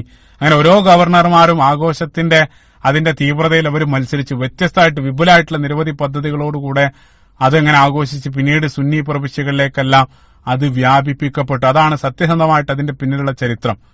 അവർ ആദ്യമായിട്ട് ആഘോഷിക്കാൻ വേണ്ടി തെരഞ്ഞെടുത്തത് റബീഉൽ അവ്വൽ 12 ആയിരുന്നു. അപ്പൊ അതുകൊണ്ട് തന്നെ ഈ റബീഉൽ അവ്വൽ 12 ഏറ്റവും മുൻപന്തിയിൽ വരാനുള്ള ചരിത്രപരമായിട്ടുള്ള ഒരു കാരണം കൂടെയാണിത്. അപ്പൊ അത് ഇന്നും അതേ രൂപത്തിൽ ആഘോഷിക്കപ്പെടും. പ്രവാചകൻ സല്ലല്ലാഹു അലൈഹി വസല്ലമയുടെ ജന്മദിനവുമായിട്ട് ബന്ധപ്പെട്ട് റസൂലുള്ളാഹി സ്വല്ലല്ലാഹു അലൈഹി വസല്ലമയുടെ അനുചരൻ തിങ്കളാഴ്ച നോമ്പിന്റെ ശ്രേഷ്ഠത ചോദിച്ച സന്ദർഭത്തിൽ നേരത്തെ ഉദ്ധരിച്ച ഹദീസിൽ പ്രവാചകൻ സല്ലല്ലാഹു അലൈഹി വസല്ലം പറഞ്ഞു, അത് ഞാൻ ജനിച്ചതുകൊണ്ട് നിങ്ങൾ അന്നത്തെ ദിവസം നോമ്പനുഷ്ഠിക്കുക എന്നുള്ള. അപ്പൊ പ്രവാചകൻ സല്ലല്ലാഹു അലൈഹി വസല്ലമയുടെ കൽപ്പന, റസൂലുള്ളാഹിന്റെ കൽപ്പന കേട്ടുകൊണ്ട് പ്രവാചക ദിനത്തെ നമ്മൾ മുസ്ലിം ജീവിതത്തിലുടനീളം ആഘോഷിക്കേണ്ടതാണ്. റസൂലുള്ളാഹിന്റെ കൽപ്പന കേട്ടുകൊണ്ട് നോമ്പനുഷ്ഠിച്ചുകൊണ്ടും അല്ലെങ്കിൽ റസൂലുള്ളാഹിന്റെ സുന്നത്തുകൾ അനുഷ്ഠിച്ചുകൊണ്ട് പ്രവാചക ജന്മദിനം മുസ്ലിം ജീവിതത്തിലുടനീളം അനുഷ്ഠിച്ചുകൊണ്ടേയിരിക്കണം എന്നുള്ള. അതല്ലാതെ റസൂലുള്ളാഹിനോടുള്ള സ്നേഹം കേവലം ഒരു ദിനത്തിൽ മാത്രം പരിമിതപ്പെടുത്താൻ മുസ്ലിമിന് സാധ്യമല്ല. മുസ്ലിം ജീവിതത്തിലുടനീളം അത് നടത്തേണ്ടതാണ്. ഇപ്പൊ ഉദാഹരണത്തിന് ഏറ്റവും ലളിതമായ ഉദാഹരണം, ഇപ്പൊ നമ്മൾ മാർച്ച് 21 തീയതി ലോകത്തുള്ള ആളുകളെല്ലാം മാതൃദിനമായിട്ട് അത് കൊണ്ടാടാറുണ്ട്. വലിയ തമാശ. അന്നത്തെ ദിവസം മാത്രം, ഈ മാതൃദിനത്തിന്റെ ദിവസം മാത്രം ഒരു വ്യക്തി അയാൾ ഉമ്മ പറഞ്ഞത് കേട്ട് ഉമ്മാക്ക് വേണ്ടതെല്ലാം ചെയ്തു കൊടുത്ത് ബാക്കി വർഷത്തിലുള്ള എല്ലാ ദിവസവും ഉമ്മ പറയാത്തത് കേട്ട് നടക്കുകയാണെങ്കിൽ അത് യഥാർത്ഥത്തിൽ സ്നേഹമല്ല, മറിച്ച് മാതാവിനെ പരിഹസിക്കുകയാണ് ചെയ്യുന്നത്. യഥാർത്ഥ സ്നേഹം എന്നുള്ളത് അത് ജീവിതത്തിലുടനീളം നിലനിൽക്കേണ്ടതാണ്. അപ്പൊ റസൂലുള്ളാഹി സ്വല്ലല്ലാഹു അലൈഹി വസല്ലം പറഞ്ഞത് കേട്ട് പ്രവാചകൻ സ്വല്ലല്ലാഹു അലൈഹി വസല്ലമയുടെ കൽപ്പനകൾ ജീവിതത്തിൽ പ്രവർത്തിച്ചുകൊണ്ട് പ്രവാചകനെ നമ്മൾ സ്നേഹിക്കുക. തീർച്ചയായിട്ടും റസൂലുള്ളാഹി സ്വല്ലല്ലാഹു അലൈഹി വസല്ലം ജനിച്ച മാസം എന്നുള്ള നിലയ്ക്ക് ആ മാസം പ്രത്യേകമായിട്ട് റസൂലുള്ളാഹിനെ നമുക്ക് കൂടുതൽ അനുസ്മരിക്കാം. റസൂലുള്ളാഹി സ്വല്ലല്ലാഹു അലൈഹി വസല്ലം അനുവദിച്ച രൂപത്തിൽ പ്രവാചകൻ സ്വല്ലല്ലാഹു അലൈഹി വസല്ലം പ്രത്യേകമായിട്ട് അനുസ്മരിക്കാം. ഏതുപോലെ എന്ന് വെച്ചാൽ ഇപ്പൊ നമ്മൾ റമദാൻ വരുന്നതിന് മുമ്പ്, റമദാൻ മാസം വരുന്നതിന്റെ ആഴ്ചകൾക്ക് മുമ്പ് റമദാനെ അനുസ്മരിക്കുന്ന രൂപത്തിൽ ഖുത്ബകൾ അതേപോലെ തന്നെ ക്ലാസുകളെല്ലാം നമ്മൾ സംഘടിപ്പിക്കാറുണ്ട്. അതേപോലെ തന്നെ ബദർ വരുന്നതിന് മുമ്പ്, ബദറിന് മുമ്പുള്ള വെള്ളിയാഴ്ചകളെല്ലാം നമ്മൾ ബദറിനെ നമ്മുടെ പ്രഭാഷണങ്ങളെല്ലാം അനുസ്മരിക്കാൻ, അതേ രൂപത്തിൽ റസൂലുള്ളാഹിനെ നമുക്ക് അനുസ്മരിക്കാമെന്നുള്ള. അപ്പൊ ലോകത്തിന് സമാധാനത്തിനും ശാന്തിക്കും വേണ്ടി കടന്നു വന്ന ആ ഒരു അന്തിമ ദൂതനായിട്ടുള്ള റസൂലുള്ളാഹി സ്വല്ലല്ലാഹു അലൈഹി വസല്ലം, ആ പ്രവാചകൻ ജനിച്ചു വീണ അനുഗ്രഹീത മാസം, ബർക്കത്താക്കപ്പെട്ട മാസം, ആ ദൂതന്റെ അനുയായികളായിട്ടുള്ള ആളുകൾ, പല ആളുകളും ആ പ്രവാചകന്റെ പേരും പറഞ്ഞ് പരസ്പരം തമ്മിലടിച്ചുകൊണ്ട് ആഘോഷിക്കുന്ന ഒരു വിരോധാഭാസത്തിന് നമ്മൾ പല സന്ദർഭത്തിൽ സാക്ഷിയാകേണ്ടി വരികയാണ്. ഓരോ ആളുകൾ സത്യസന്ധമായിട്ടുള്ള കാര്യങ്ങൾ പറഞ്ഞു കൊടുക്കുക, വേണ്ട ആളുകൾ സ്വീകരിക്കുക, മറ്റുള്ള ആളുകൾ അത് അല്ലെങ്കിൽ മറ്റുള്ള ആളുകൾക്ക് അതിന് വിരുദ്ധമായിട്ട് സ്വീകരിക്കാനുള്ള ആ ഒരു അഭിപ്രായ സ്വാതന്ത്ര്യത്തെ നമ്മൾ വകവെച്ചു കൊടുക്കുക. വലാ തുഅ്മിനു ഹത്താ തഹാബു, അവസാനമായിട്ട് സൂചിപ്പിക്കുന്ന ഹദീസ്, നിങ്ങൾ പരസ്പരം സ്നേഹിക്കുന്നത് വരെ നിങ്ങൾ വിശ്വാസികളാകുകയില്ല എന്നുള്ള. അതിനുവേണ്ടി അതായത് ആവശ്യത്തിലധികം സമയം ആ ഒരു വിഷയത്തിന്റെ പേരിൽ ചെലവഴിക്കുന്നതാണ്. വ്യക്തിപരമായിട്ടുള്ള അഭിപ്രായമാണ്, അതിന് വിരുദ്ധമായിട്ട് ആളുകൾക്ക് സ്വീകരിക്കാവുന്നതാണ്. അപ്പൊ നമ്മൾ വിഷയത്തിലേക്ക് തിരിച്ചു വരാണ്. റസൂലുള്ളാഹി സ്വല്ലല്ലാഹു അലൈഹി വസല്ലം അങ്ങനെ ആനക്കലഹ വർഷം ആമുൽ ഫീൽ റബീഉൽ അവ്വൽ മാസം തിങ്കളാഴ്ച ദിവസം റസൂലുള്ളാഹി സ്വല്ലല്ലാഹു അലൈഹി വസല്ലം പിറന്നു വീഴുകയാണ്. അപ്പൊ ജനിച്ച സമയത്തെ സംബന്ധിച്ചും ചില ഉദ്ധരണികൾ കാണാൻ സാധിക്കും. മഹാനായ പണ്ഡിതൻ സഈദ് ബിൻ അൽ മുസയ്യിബ് റഹിമഹുല്ലാ, അദ്ദേഹം താബികളിൽപ്പെട്ട പ്രസിദ്ധനായിട്ടുള്ള പണ്ഡിതനാണ്. ഹിജറ 95 അദ്ദേഹം മരണപ്പെടുന്നത്. അദ്ദേഹത്തിലേക്ക് സൂചിപ്പിക്കപ്പെടുന്ന ഒരു ഉദ്ധരണി അദ്ദേഹം പറയുന്നത്, റസൂലുള്ളാഹി സ്വല്ലല്ലാഹു അലൈഹി വസല്ലം സൂര്യൻ ഏറ്റവും പ്രകാശിതമാകുന്ന, അതായത് നട്ടുച്ച സമയത്താണ് റസൂലുള്ളാഹി സ്വല്ലല്ലാഹു അലൈഹി വസല്ലം ജനിച്ചു വീഴുന്നതെന്നാണ്. അതിന് മറ്റുള്ള ചില അഭിപ്രായങ്ങളും കാണാൻ സാധിക്കും. അപ്പൊ എത്ര സിംബോളിക്കാണ്. കാരണം നിങ്ങൾ ചിന്തിച്ച് ലോകത്തിന് മുഴുവൻ വെളിച്ചവുമായിട്ട് ജനിക്കുന്ന വ്യക്തി, ലോകത്തെ ഭൂമിയിൽ ഏറ്റവും പ്രകാശമുള്ള കത്തിജ്വലിക്കുന്ന ആ സന്ദർഭത്തിലാണ് ജനിച്ചു വീഴുന്നത്. അപ്പൊ ജനിച്ച ഉടൻ തന്നെ മാതാവ് ആമിന ആ കുഞ്ഞിന്റെ സംരക്ഷകനായിരുന്ന വല്ലിപ്പ അബ്ദുൽ മുത്തലിബിന് വിവരറിയിച്ചു. അബ്ദുൽ മുത്തലിബ് ഉടനെ വന്ന് ആ കുട്ടിയുമായിട്ട് കഅബാലയത്തിലേക്ക് പോവാൻ. കഅബാലയത്തിലേക്ക് പോയി അവിടെ അല്ലാഹു സുബ്ഹാനഹു വ തആലയോട് നന്ദി പറഞ്ഞതിന് ശേഷം കുട്ടിക്ക് മുഹമ്മദ് എന്നുള്ള പേര് നൽകുകയാണ്. മുഹമ്മദ് അതായത് സ്തുതിക്കപ്പെട്ടവൻ എന്നുള്ള ആ പേര് അബ്ദുൽ മുത്തലിബ് നൽകുകയാണ്. ആ സന്ദർഭത്തിൽ പ്രത്യേകം മനസ്സിലാക്കണം, മുഹമ്മദ് എന്നുള്ള പേര് അറബികൾക്ക് പരിചയമുള്ളൊരു പേരായിരുന്നില്ല, വളരെ അപരിചിതമായിട്ടുള്ള ഒരു പേരാണ് കുട്ടിക്ക് വേണ്ടി അബ്ദുൽ മുത്തലിബ് നൽകിയത്. അതേ സന്ദർഭത്തിൽ ചില റിപ്പോർട്ടുകൾ പ്രത്യേക സാന്ദർഭികമായിട്ട് സൂചിപ്പിക്കുകയാണ്, ചില റിപ്പോർട്ടുകൾ ഇബ്നു സഅദിന്റെ തബഖാത്തിലെല്ലാം ആമിന, അതേപോലെ ഇബ്നു കസീറെല്ലാം ആമിന ഗർഭിണിയായിരിക്കുന്ന സന്ദർഭത്തിൽ ചില ബോധനം, അതായത് നേരത്തെ ഞാൻ സംസമിന്റെ സംഭവം സൂചിപ്പിച്ച സന്ദർഭത്തിൽ അബ്ദുൽ മുത്തലിബിന് ഒരു പ്രത്യേക സ്ഥലം കുടിക്കണം എന്നുള്ള രൂപത്തിലുള്ള ഒരു ബോധനം ആമിനക്ക് ഗർഭകാലത്തുണ്ടായിരുന്ന ആ ബോധനത്തിൽ കുഞ്ഞിന് മുഹമ്മദ് എന്ന് പേര് നൽകണം എന്നുള്ള ബോധനം ഉണ്ടായിരുന്നെല്ലാം ചില പണ്ഡിതന്മാർ സൂചിപ്പിച്ചതായിട്ട് കാണാൻ സാധിക്കും. ഏതായിരുന്നാലും അബ്ദുൽ മുത്തലിബ് ആ രൂപത്തിലൊരു നാമം നൽകി. അതിനുശേഷം അഖീഖ എല്ലാം അറുത്ത് 7ാമത്തെ ദിവസം, കുഞ്ഞ് ജനിച്ച 7ാമത്തെ ദിവസം ഖിതാൻ, സർക്കംസിഷൻ, അതായത് കുട്ടിയുടെ ചേലാകർമ്മം ചെയ്തു എന്നുള്ള ഇബ്നു ഇസ്ഹാഖ് അതാണ് സൂചിപ്പിക്കുന്നത്. 7ാമത്തെ ദിവസം അബ്ദുൽ മുത്തലിബ് കുഞ്ഞിന്റെ ചേലാകർമ്മം ചെയ്തു. അതിനുശേഷം റസൂലുള്ളാഹി സ്വല്ലല്ലാഹു അലൈഹി വസല്ലമയെ മാതാവ് ആമിന മുലയൂട്ടി. ആമിന മാത്രമല്ല പ്രവാചകനെ മുലയൂട്ടിയത്, പ്രവാചകനെ മുലയൂട്ടിയ ചില സ്ത്രീകളുണ്ട്, അവരുടെ നാമം പ്രത്യേകമായിട്ട് നമ്മൾ അറിഞ്ഞിരിക്കേണ്ടതുണ്ട്. വളരെ പ്രധാനപ്പെട്ട ഡീറ്റെയിൽ ആണ്. കാരണം നമ്മളെ സംബന്ധിച്ച് ഇസ്ലാമിൽ ഒരു സ്ത്രീ മുലയൂട്ടിക്കഴിഞ്ഞാൽ അവര് ഉമ്മയുടെ സ്ഥാനാണ്, ഉമ്മു റദാഇ, അതായത് അവര് മുലയൂട്ടിയ സ്ത്രീകൾ മാതാവിന്റെ സ്ഥാനത്താണ് പരിഗണിക്കപ്പെടുന്നത്. നേരിട്ട് രക്തബന്ധത്തിലുള്ള മാതാവല്ല, മറിച്ച് അതേ രൂപത്തിൽ മാതാവായിട്ടാണ് ഗണിക്കപ്പെടുന്നത്. പരിശുദ്ധ ഖുർആൻ സൂറത്തു നിസാഇന്റെ 23ാമത്തെ വചനത്തിൽ അല്ലാഹു സുബ്ഹാനഹു വ തആല നിഷിദ്ധായ ആളുകൾ എണ്ണിയ സന്ദർഭത്തിൽ വ ഉമ്മഹാത്തുകുമുല്ലാത്തി അർളഅനകും, അല്ലാഹു സുബ്ഹാനഹു വ തആല പറഞ്ഞു, നിങ്ങൾക്ക് മുല നൽകിയ ഉമ്മമാർ, അവരുടെ മക്കൾ നിങ്ങൾക്ക് നിഷിദ്ധാണ്. കാരണം അവരുടെ മക്കൾ എന്നുള്ളത് നിങ്ങളുടെ സഹോദരങ്ങളെ പോലെയാണ്, നമ്മുടെ സഹോദരങ്ങളെ പോലെയാണ്. അവരെ വിവാഹം കഴിക്കാൻ പാടില്ല ഇസ്ലാമിൽ, അവർ മഹ്റമാണ്. അതാണ് ഇസ്ലാമിക വിധി. അപ്പൊ അതുകൊണ്ട് തന്നെ റസൂലുള്ളാഹിനെ, പ്രവാചകനെ മുലയൂട്ടിയ സ്ത്രീകൾ, മുർദഅത്ത് റസൂലുള്ളാഹി സ്വല്ലല്ലാഹു അലൈഹി വസല്ലം, അവരെ നമ്മൾ മനസ്സിലാക്കിയിരിക്കേണ്ടതുണ്ട്. കാരണം അവർ പ്രവാചകന്റെ മാതാക്കളായിട്ടാണ് നമ്മൾ പരിഗണിക്കപ്പെടുന്നത്. ഇപ്പൊ മാതാവ് ആമിനയല്ലാതെ റസൂലുള്ളാഹി സ്വല്ലല്ലാഹു അലൈഹി വസല്ലമക്ക് മുല നൽകിയ ആളുകൾ ഒന്നാമതായിട്ട് കടന്നു വരുന്നത് ഉമ്മു ഐമനാണ്. ഉമ്മു ഐമൻ റളിയല്ലാഹു അൻഹു, ബറക്ക എന്നാണ് അവരുടെ യഥാർത്ഥ പേര്. അവരൊരു നീഗ്രോ അടിമ സ്ത്രീയാണ്. പ്രത്യേകം മനസ്സിലാക്കുക, ആദ്യ ഭർത്താവ് അവരെ ഉപേക്ഷിച്ചു. പിന്നീട് ഒരുപാട് കാലം കഴിഞ്ഞ സന്ദർഭത്തിൽ റസൂലുള്ളാഹി സ്വല്ലല്ലാഹു അലൈഹി വസല്ലമയിൽ അവർ വിശ്വസിച്ചു. ഒരിക്കലും അവരുടെ ആദ്യ ഭർത്താവ് ഉപേക്ഷിച്ച സന്ദർഭത്തിൽ റസൂലുള്ളാഹി സ്വല്ലല്ലാഹു അലൈഹി വസല്ലം അവിടെ പറയുന്നുണ്ട്, നിങ്ങൾ ആരെങ്കിലും സ്വർഗാവകാശിയായിട്ടുള്ള ഒരു സ്ത്രീയെ നിങ്ങൾ ആരെങ്കിലും വിവാഹം കഴിക്കാൻ ആഗ്രഹിക്കുന്നുണ്ടെങ്കിൽ അവർ ഉമ്മു ഐമന് വിവാഹം കഴിക്കട്ടെ. പ്രവാചകൻ അത് പറഞ്ഞ ഉടൻ തന്നെ ആ അവസരം കൃത്യമായിട്ട് അത് പാഴാക്കാതെ ആ ഉമ്മു ഐമന് വിവാഹം കഴിച്ചത് റസൂലുള്ളാഹിന്റെ വളർത്തുപുത്രനായിരുന്ന സെയ്ദ് ബിൻ ഹാരിസ റളിയല്ലാഹു അൻഹു ആണ്. സെയ്ദ് ബിൻ ഹാരിസ റളിയല്ലാഹു അൻഹു ഉടൻ തന്നെ ഉമ്മു ഐമനെ വിവാഹം കഴിക്കുകയാണ്. സെയ്ദ് ബിൻ ഹാരിസ നമുക്കറിയാം, ഞാൻ പറയേണ്ടതില്ല, പ്രവാചകന്റെ വളർത്തുപുത്രൻ, പരിശുദ്ധ ഖുർആനിൽ പേരെടുത്ത് പറഞ്ഞ ഏക പ്രവാചകന്റെ അനുയായിയാണ്. അതുമായിട്ട് ബന്ധപ്പെട്ട വിഷയം നമുക്കറിയാം. ഖുർആൻ അത് വിലക്കിയിട്ടില്ലായിരുന്നെങ്കിൽ അവരുടെ പേര് സെയ്ദ് ബിൻ മുഹമ്മദ് എന്നായനെ. ചിന്തിച്ചു, അത്രയേറെ ശ്രേഷ്ഠനായിട്ടുള്ള സ്വഹാബിയാണ് ഉമ്മു ഐമൻ റളിയല്ലാഹു അൻഹയെ വിവാഹം കഴിക്കുന്നത്. ആ ദമ്പതികൾക്ക് പിറന്ന സന്താനാണ് നമുക്കറിയാം ഉസാമ ബിൻ സെയ്ദ് ഹിബ്ബു റസൂലുള്ളാഹി സ്വല്ലല്ലാഹു അലൈഹി വസല്ലം, പ്രവാചകന് ഏറ്റവും ഇഷ്ടപ്പെട്ട ആ പുത്രൻ ഹിബ്ബു റസൂലുള്ളാഹി സ്വല്ലല്ലാഹു അലൈഹി വസല്ലം എന്ന അപരനാമത്തിലാണ് ഉസാമയെ അറിയപ്പെടുന്നത്. ആയിഷ റളിയല്ലാഹു അൻഹയോട് പോലും റസൂലുള്ളാഹി സ്വല്ലല്ലാഹു അലൈഹി വസല്ലം പല സന്ദർഭത്തിൽ യാ ആയിഷ ഇന്നി ഉഹിബ്ബുഹു ഫഅഹിബ്ബി, ഞാൻ ഇവനെ അങ്ങേയറ്റം സ്നേഹിക്കുന്നു, അതുകൊണ്ട് ഫഅഹിബ്ബി, നീയും അവനെ ഇഷ്ടപ്പെടുക എന്നെല്ലാം ഉസാമ റളിയല്ലാഹു അൻഹയെ സംബന്ധിച്ച് പറയുന്നതായിട്ടെല്ലാം കാണാൻ സാധിക്കും.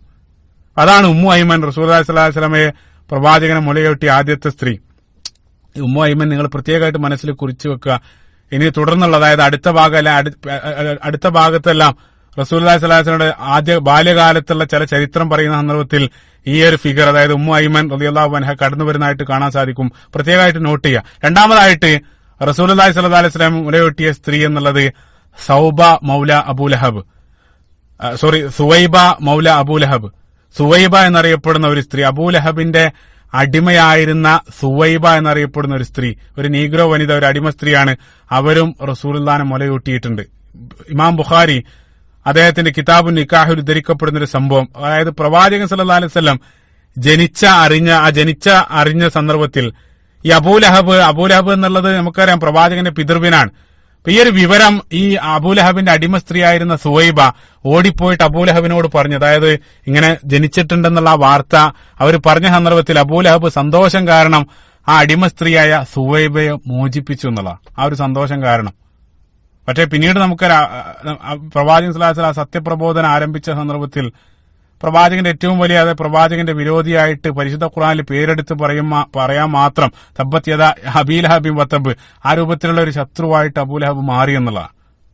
പിൻകാലത്ത് അബ്ബാസ് റളിയല്ലാഹു അൻഹു കാണുന്ന ഒരു സ്വപ്നമെല്ലാം ഹദീസിൽ കാണാൻ സാധിക്കും. അദ്ദേഹം അബൂ ലഹബിനെ സ്വപ്നത്തിൽ കണ്ടു ചോദിച്ചു, എന്തെങ്കിലും പ്രവാചകന്റെ ആ ഒരു കെയർ ഓഫിൽ വല്ല അളവുണ്ട്. അപ്പൊ അദ്ദേഹം പറഞ്ഞു, ഈ ഒരു അടിമ സ്ത്രീയെ ഞാൻ അന്നത്തെ ദിവസം മോചിപ്പിച്ചു, അത് മാത്രമാണ് എനിക്ക് അനുകൂലമായിട്ടുള്ളത് എന്നുള്ള ഈ രൂപത്തിൽ. അതാണ് അബൂ ലഹബിന്റെ അടിമയായിരുന്ന സുവൈബ. അവരും പ്രവാചകൻ സല്ലല്ലാഹു അലൈഹി വസല്ലമയെ മുലയൂട്ടിയ സ്ത്രീയാണ്. പ്രത്യേകം മനസ്സിലാക്കുക. അപ്പൊ നിങ്ങൾ ചിന്തിച്ചു നോക്കും, മറ്റൊരു കാര്യം എന്താ വെച്ചാല് 2 ആഫ്രിക്കൻ അടിമ സ്ത്രീകൾ, നീഗ്രോ സ്ത്രീകളാണ് റസൂലുള്ളാഹിന്റെ മാതാവിന്റെ സ്ഥാനാണ്. സുബ്ഹാന, എത്ര മനോഹരാണ് മതം. തുടക്കം മുതൽ ആ വംശീയതയെ ഇസ്ലാം പിഴുതെറിയുന്ന രൂപം നിങ്ങൾ ചിന്തിച്ചു നോക്കുക. അതിനുശേഷം ബിലാൽ ഇബ്നു റബാഹ് റളിയല്ലാഹു അൻഹുവിനെല്ലാം കിട്ടിയ ട്രീറ്റ്മെന്റ് ഏത് രൂപത്തിൽ, അതെല്ലാം നമ്മൾ നേരത്തെ ബിലാൽ റളിയല്ലാഹു അൻഹുവിന്റെ ചരിത്രം പറഞ്ഞ സന്ദർഭത്തിൽ നമ്മൾ സൂചിപ്പിച്ചു. അത്രയേറെ വംശീയതക്കെതിരെ ഇസ്ലാം പൊരുതുന്ന ആ രൂപം. ഇന്നാ ഖലഖ്നാകും മിൻ ദക്കരിൻ വ ഉൻസ. സുബ്ഹാനല്ലാഹ്. ഇതാണ് റസൂലുള്ളാഹി സ്വല്ലല്ലാഹു അലൈഹി വസല്ലമയെ മുലയൂട്ടിയ സ്ത്രീകൾ. അതോടൊപ്പം പ്രവാചകൻ സല്ലല്ലാഹു അലൈഹി വസല്ലമയെ മുലയൂട്ടിയ മറ്റൊരു പ്രധാനപ്പെട്ട ഒരു സ്ത്രീയായിട്ട് കടന്നു വരുന്നത് ഹലീമ സഅദിയ റളിയല്ലാഹു അൻഹു.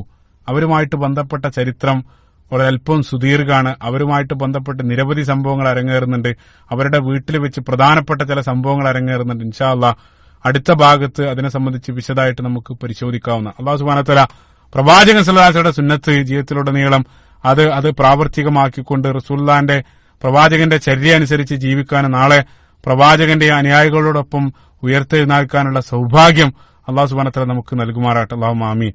ربنا آتنا في الدنيا حسنة وفي الآخرة حسنة وقنا عذاب النار. ربنا تقبل منا إنك أنت السميع العليم وتب علينا إنك أنت التواب الرحيم. السلام عليكم ورحمة الله.